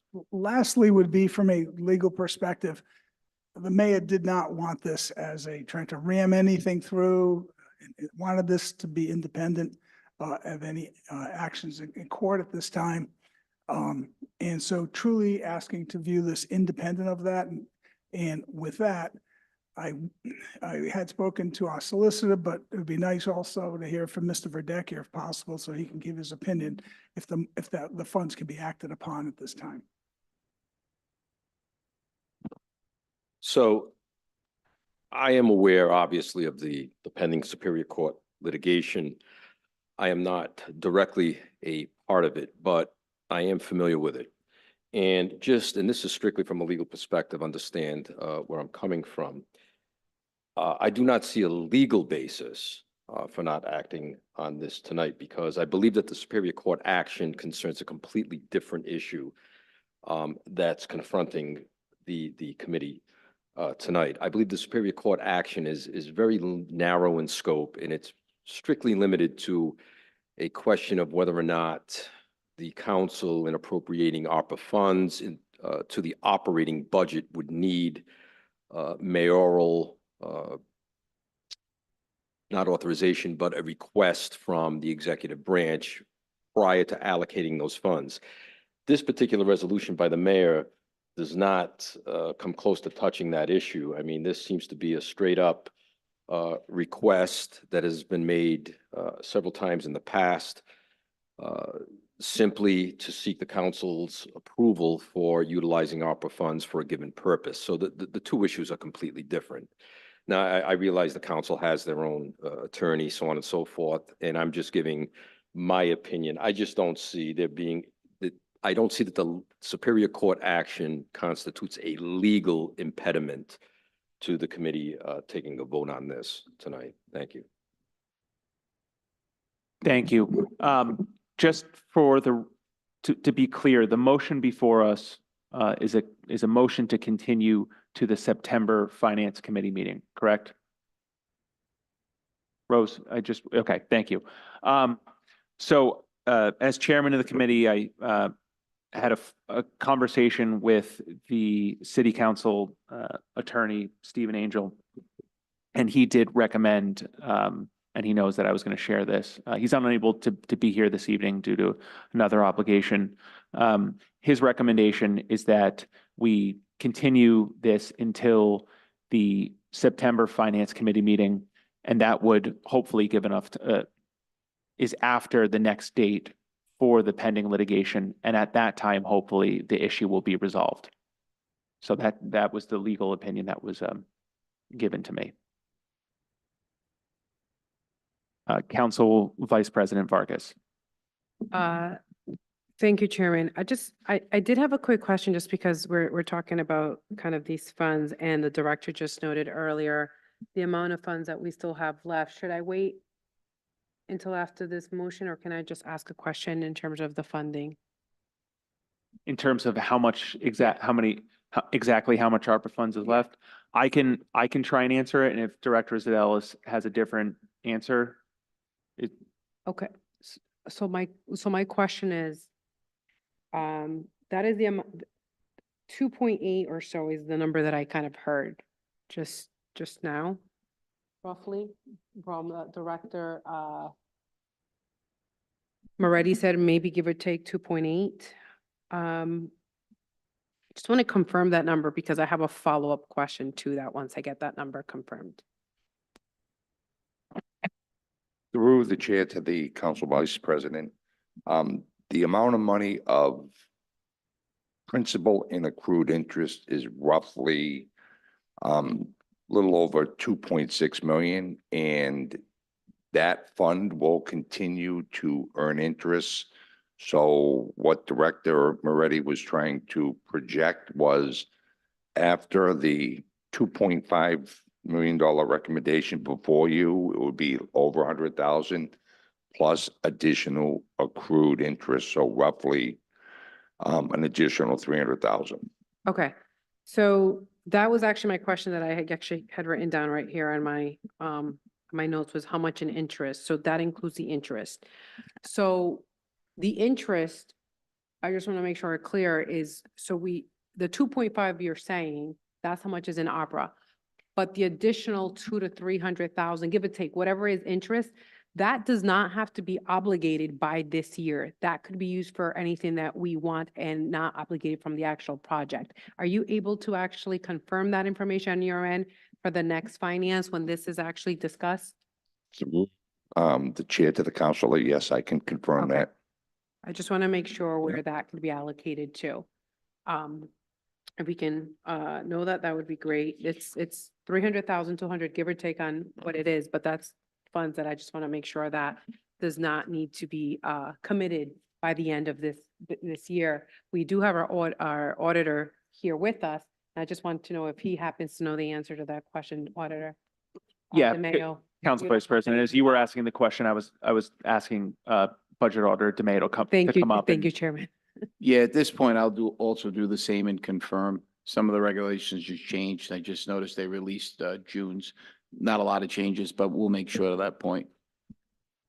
Thank you, Director, to the Chairman. Yeah, I'd love to add that for the September finance, I guess, if we will, if we're going to discuss all of this and those dollar amounts, that would be greatly appreciated.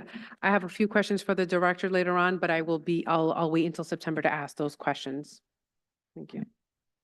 And for what it's worth, the 2.6 also, that reflects the numbers that I had based on the ARPA funds I knew we had remaining back in April, May, minus or deducting the ARPA funds that we appropriated in the budget. Sorry, just one more question on that, if I can, to the clerk or through the chairman, possibly for the Finance Committee meeting then as well, if we can kindly add of those 200 businesses that we provided assistance with as a city, could we get a list of those businesses of which we provided that also has a column in terms of what was the dollar amount that was given to those businesses as well? If the Economic Director could provide us with that information, that would be appreciated. Yes, so just to confirm for the September Finance Committee meeting, if we could have a list of all businesses within the city of Cranston that received a grant through the city of Cranston? Yes, actually, yeah. Name of the business, date of the grant, and the amount. You know, a date would be fine. Yes, of course. Yeah, that would be great. Thank you. Councilwoman Renzulli and then Councilman Poplawskis. Thank you. If this question is not appropriate, just let me know, Chairman.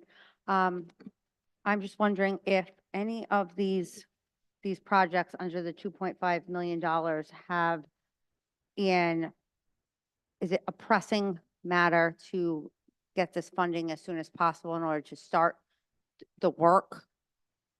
I'm just curious if either for the school department or for the fields, if that's something they're going to do, if they have a timeline on it based on when they do this type of work. I only ask that knowing because when the Cranston West track was resurfaced, there's only so many companies that do that, and it got, we can't do that in the winter. So if we approve this in October, are they not going to be able to start it to the spring? And then as there not going to be any fields to use for the spring season, I know that all those things do matter as far as getting this money. So I'm just curious if that was taken into consideration.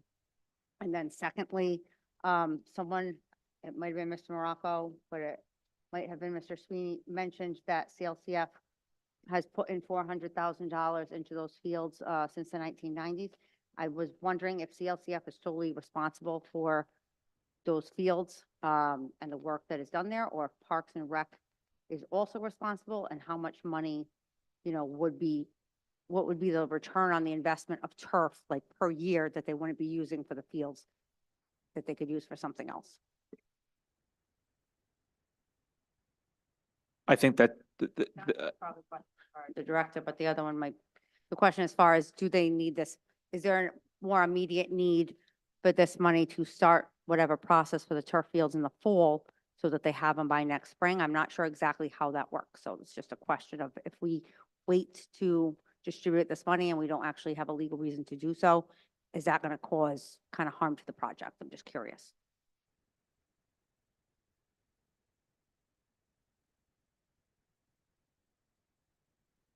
the director.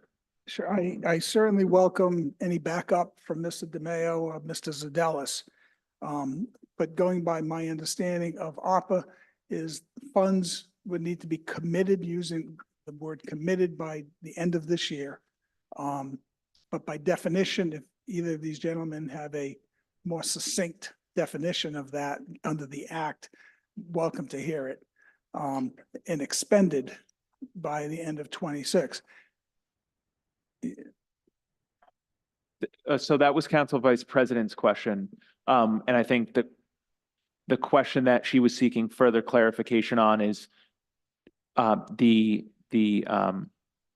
interest accrued on the balance of the ARPA funds. Does that have to be allocated by the end of 2024? And Budget Order DeMayo and Finance Director Zadelis are going to provide further clarification. They're welcome to add to it.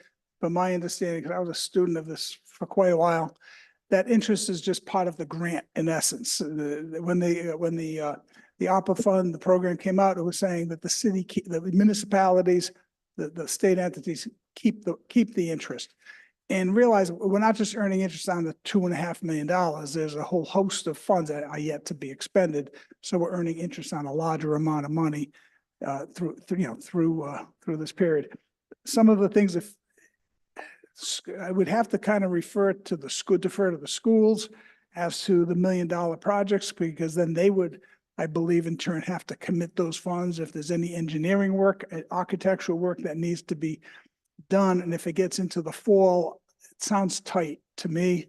I'm thinking, and again, I welcome criticism relative if there's an award given to the CLCF. I think once it's out of the city's hands, my interpretation is it's been awarded, and for them to expend it.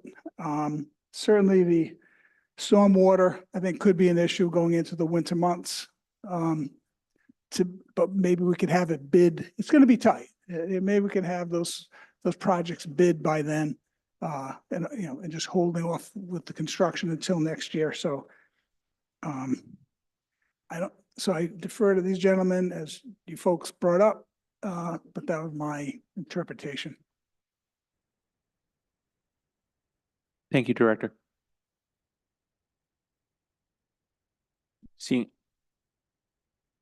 Councilman Paplaskas. Yeah, well, now I have a follow-up question. I'd like to know from CLCF for the school department, the answer to Councilwoman Rinzuli's question on, does it mess up projects that you might have planned because this looks like it's going to get continued to September? So, Patrick Sweeney. So ideally, our season ends the first week in November, so we'd start right after that. And that when Cranston East and West come play March, their fields are done for them. So if we have that 5-6 month window, that is the ideal period to do this. So through the chair to Mr. Sweeney, does it mess you up waiting till September Or is you, it's still good because it's November is As the long as there's timeline? Enough time to go out to bid, accept the bid, start construction. That's a tight window, like 2 months, but that's a tight window to get it done. But the 400,000, we've put that's all private fundraising we've put into that. Someone asked about maintenance. Parks and Recs cuts the fields, so we save on that time and labor. They are there Saturday mornings and Sunday mornings and Fridays to set up for tournaments. So obviously that's double time, overtime, whatever that is. So there's savings there. The quick dry is very expensive per bag. The lime per bag is very expensive. So those are all savings. In the fields, every college and new sports complex is going to turf. It's kind of a no-brainer at this point. But those are the savings the city would have on that side. Thank you. Director, can I Follow ask up. the same question to Mr. Collins? Yes.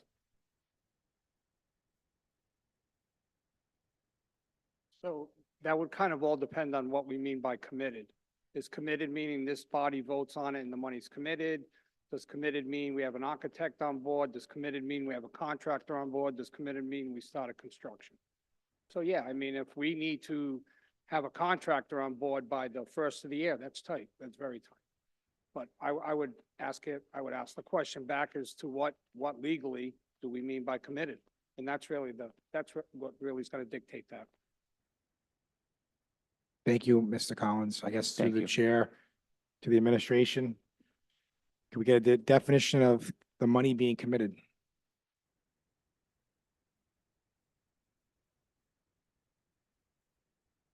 The lawyer just left the room.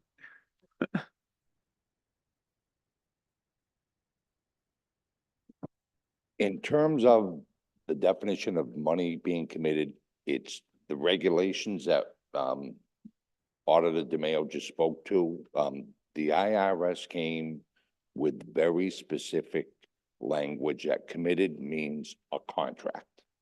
So we have to have this under contract by that definition.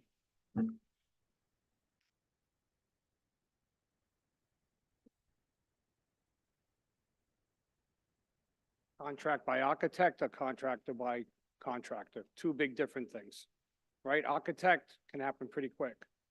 Contractor, a little bit more involved in that.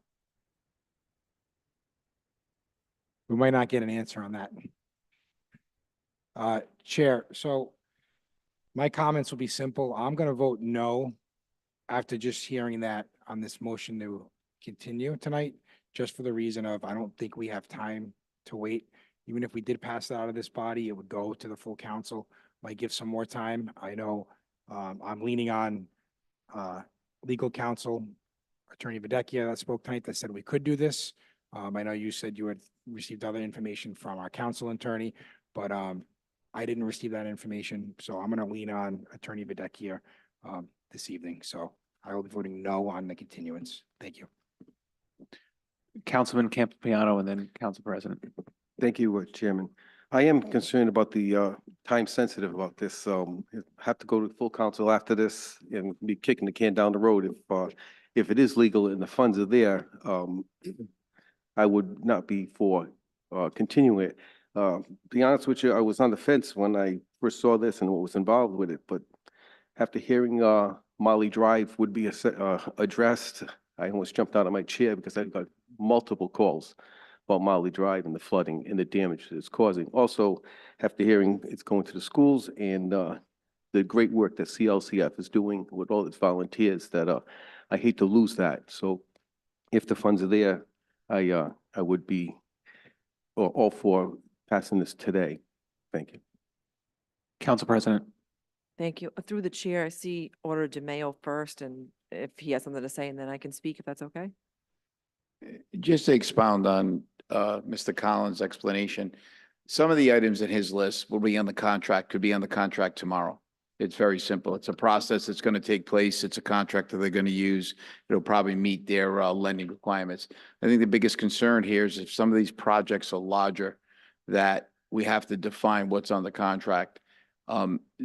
Subsequently, it'll be two-phase because one contract would be the design work, but that wouldn't include the build.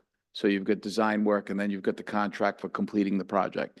So that's the definition we need to be defined legally. You know, the IRS does have regulations, which I agree with Director Zadelis, but there are some leniency in certain things on the way it's drawn up and how the perspective of it is going forward. So that'd be my main concern, would be getting a definition on that.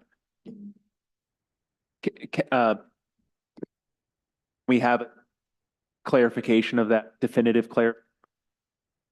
if this goes to September by that meeting? Or sooner, Absolutely. please? I will actually call the state and with the Director Zealous' help, we'll both take it on to find out, because I think it's a collective effort to get a response. Thank you. Council President? Thank you.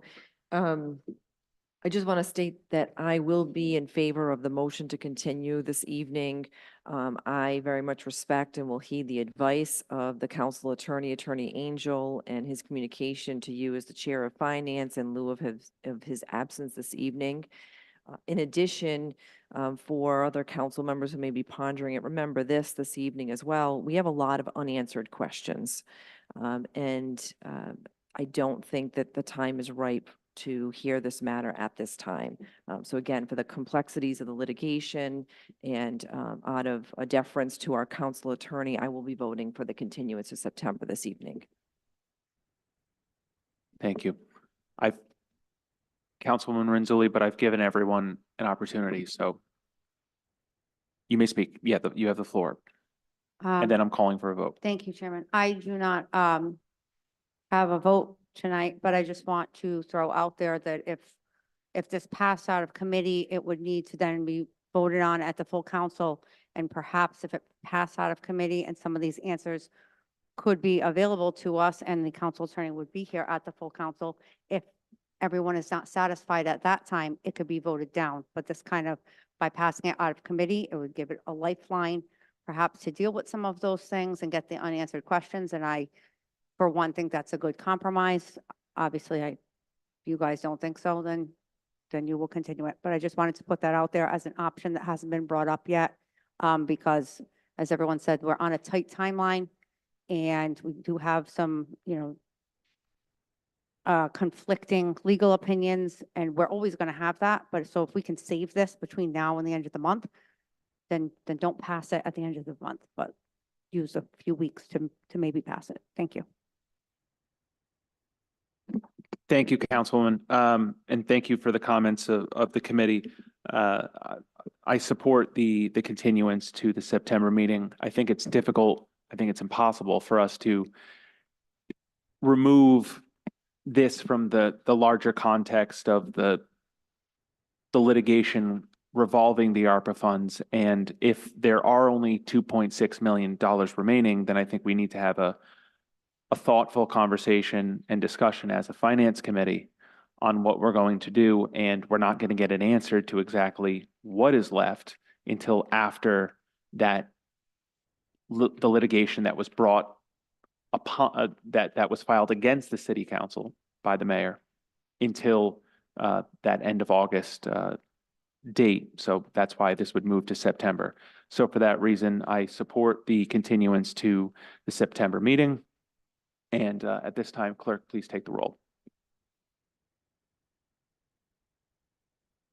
Councilman Donegan? Council Vice President Vargas? Yes. Councilman Ferry? Yes. Councilman Orion? Yes. Councilman Campiano? No. Councilman Paplaskas? No. Councilman Wall? Yes. Council President Marino? Yes.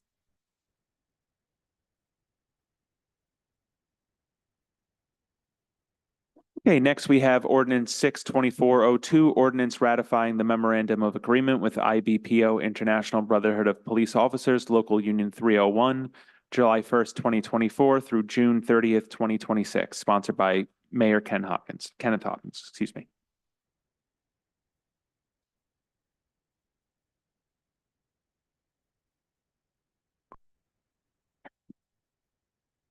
Do we have a motion?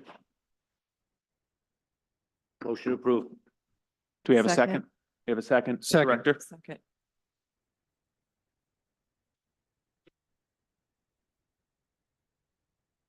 several months ago, the colonel came to the administration and was explaining their recruiting efforts for this last class. And he's here this evening to explain in greater detail than I, but he created quite a convincing scenario indicating how difficult it has become over the years, and particularly this year by peaking, about difficulty in recruiting sworn police officers. And with that, competition has been increasing. There's other departments that have been trying to lure in new recruits with various incentives. And so we're in a very highly competitive marketplace. The colonel can give you the specifics about that. But I guess wearing that badge and all that, I guess he was pretty convincing that the city needed to do something. And so the administration had discussions with the colonel and his command staff as to what we think would be prudent to attract more people, better qualified people to the department. And when it comes to public safety, I think we're all going to agree on this.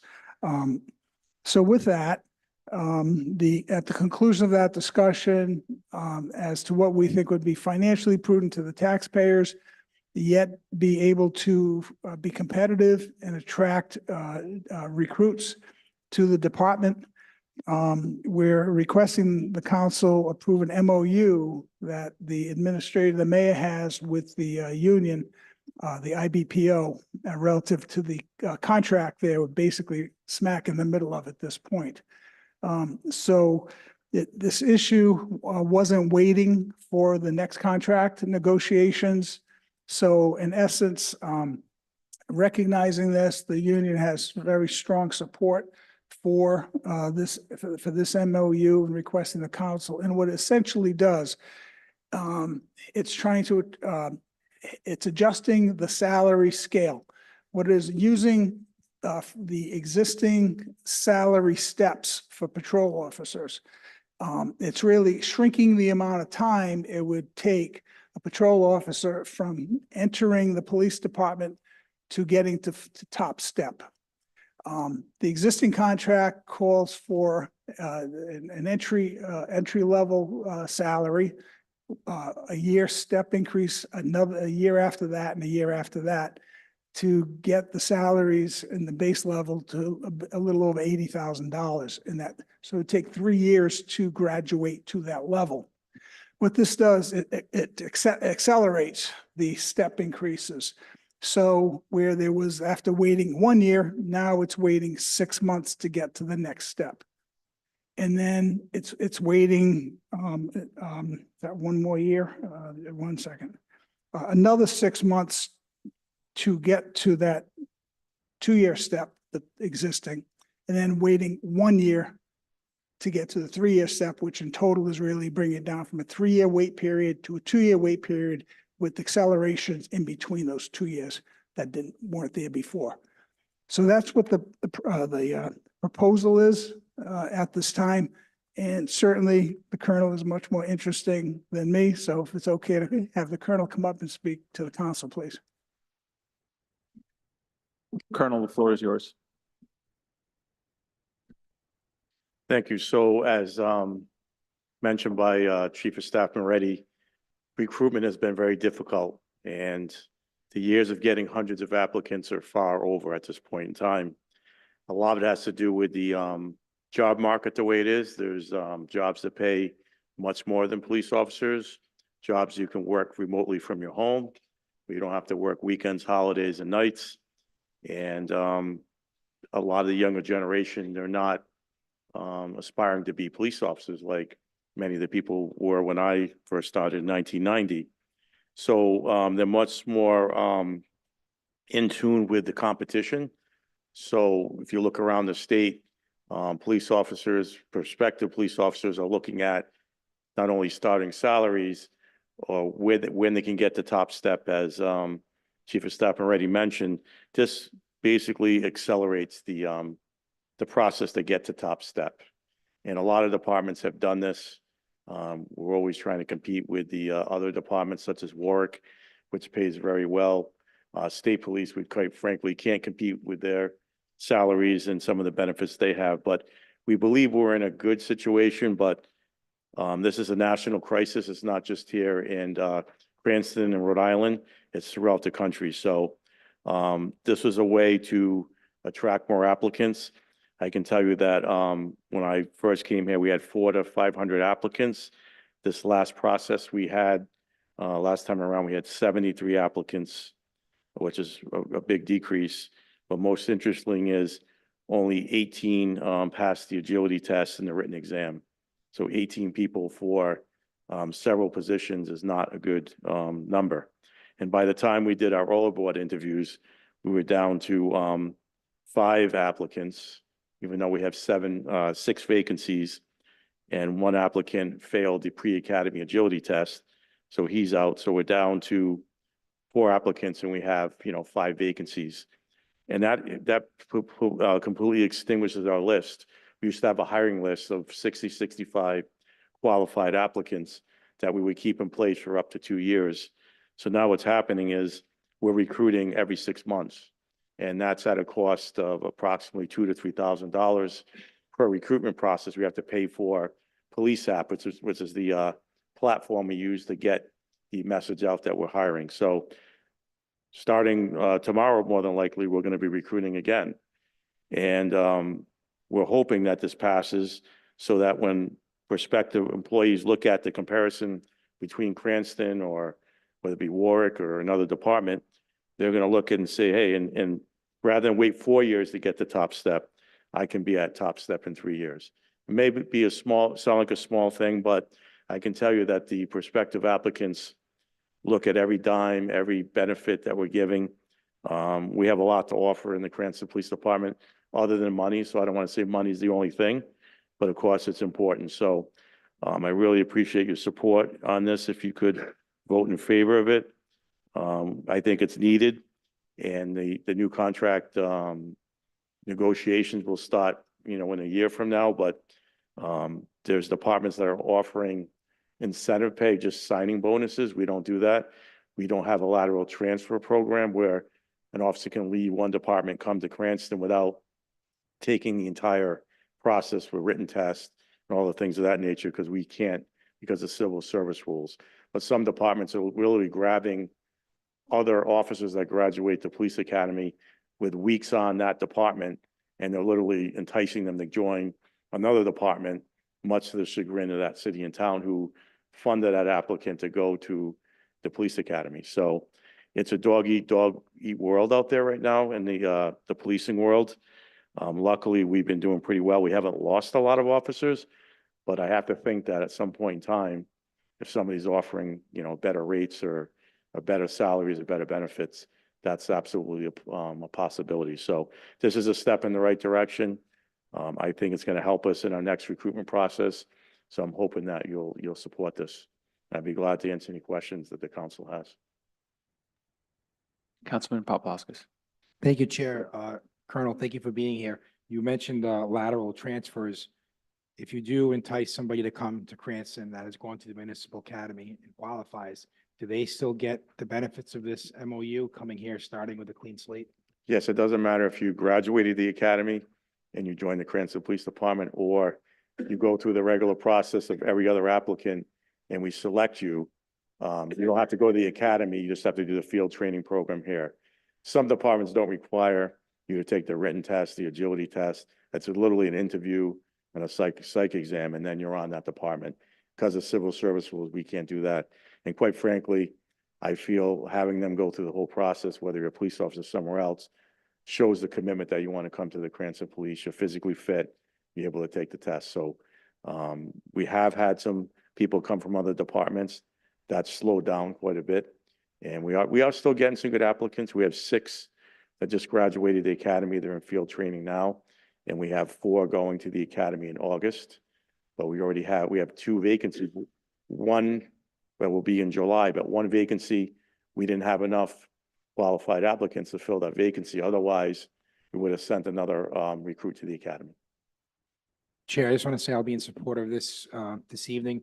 You know, I just can't believe the nationwide problem it is to fill the ranks. I remember 20 years ago, you know, you couldn't even get an application, it'd be 500, 600 people showing up just for an agility test. So, good luck with recruiting. I'm glad you're trying to take this head on. I can tell you that, when I applied to the Rhode Island State Police in 1990, there was over 3,000 applicants. Now they're lucky if they get 600 applicants for the state police. So it kind of like shows you the issue that's out there with even the state police. Or they had, I think the last class, they couldn't even fill the entire class. They had no alternate troopers to come in, or recruits, if you will. And that's unheard of and for the Rhode Island State Police.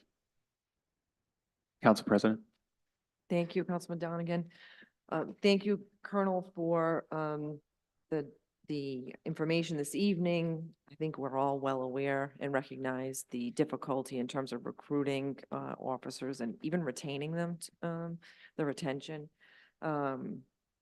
I see this evening that Director Zadelis has provided us with the fiscal note stating that there would be sufficient resources available to fund this in the ordinance. I understand from speaking with Director Zadelis, he signed the actual fiscal note, if that's correct? Okay, yep. And then I'd like to make a motion to accept into the record the fiscal note as signed by Director Zadelis this evening. Second.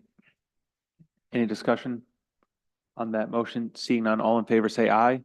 Aye. Any opposed?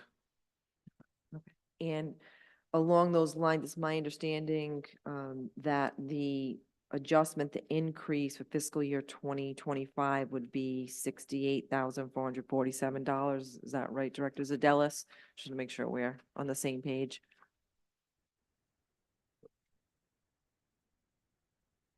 Through the chair to the council president, that's correct. Okay. And then for the following fiscal year, it would be $58,919 and change.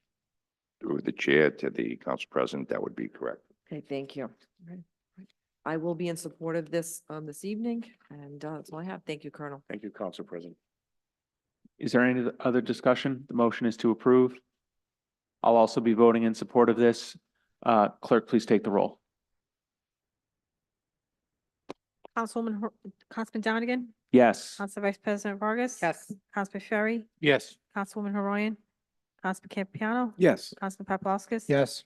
Councilman Wall? Yes. Council President Marino? Yes.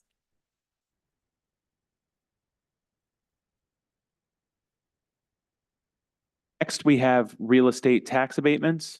I did receive a email from the tax assessor, Mr. Millet, last week. If we could, like to enter that into the record. It's a letter essentially saying that what they had sent to us, there was a mistake. One property needs to be taken away, and it makes about a $55,000 change to the total number. So moved. Second. All in favor, say aye. Aye. Any opposed? All right. So I would like to entertain a motion to approve the real estate tax abatements with the exception of number 46, location 665 Situate Avenue, Tanya Michelle Hames, Cranston, Rhode Island 02921, number 46. So motion to approve except for number 46. So moved. So moved. Second. Any discussion? Seeing none, clerk, please take a roll. Councilman Donegan? Yes. Council Vice President Vargas? Councilman Ferry? Councilwoman Horoyan? Yes. Councilman Yes. Campiano? Yes. Councilman Paplaskas? Yes. Councilman Wall? Yes. Council President Marino? Yes. Next, we have motor vehicle tax abatements. Motion to approve. Second. All in favor, say aye. Any opposed? Unanimous. Tax abatements. Motion to approve. Second. Any discussion? Seeing none, all in favor say aye. Aye. Any opposed? Tax Assessment Board of Review is for informational purposes only. Next, we have tax interest waiver approvals. Motion to approve. Any discussion? Seeing none, all in favor say aye. Aye. Any opposed? Ayes have it. And lastly, we have tax interest waiver denials. Motion to approve. Second. For the chair, there aren't any denials. There are none. Yeah, sorry.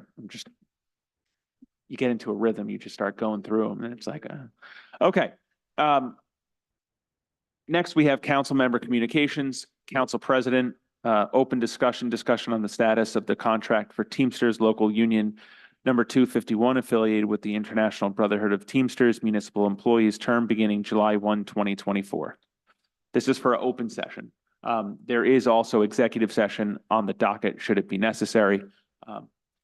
So floor is yours. Thank you, Councilman Donegan. Yes, for the open discussion, I'm just looking for a discussion from the administration as to the status of the contract.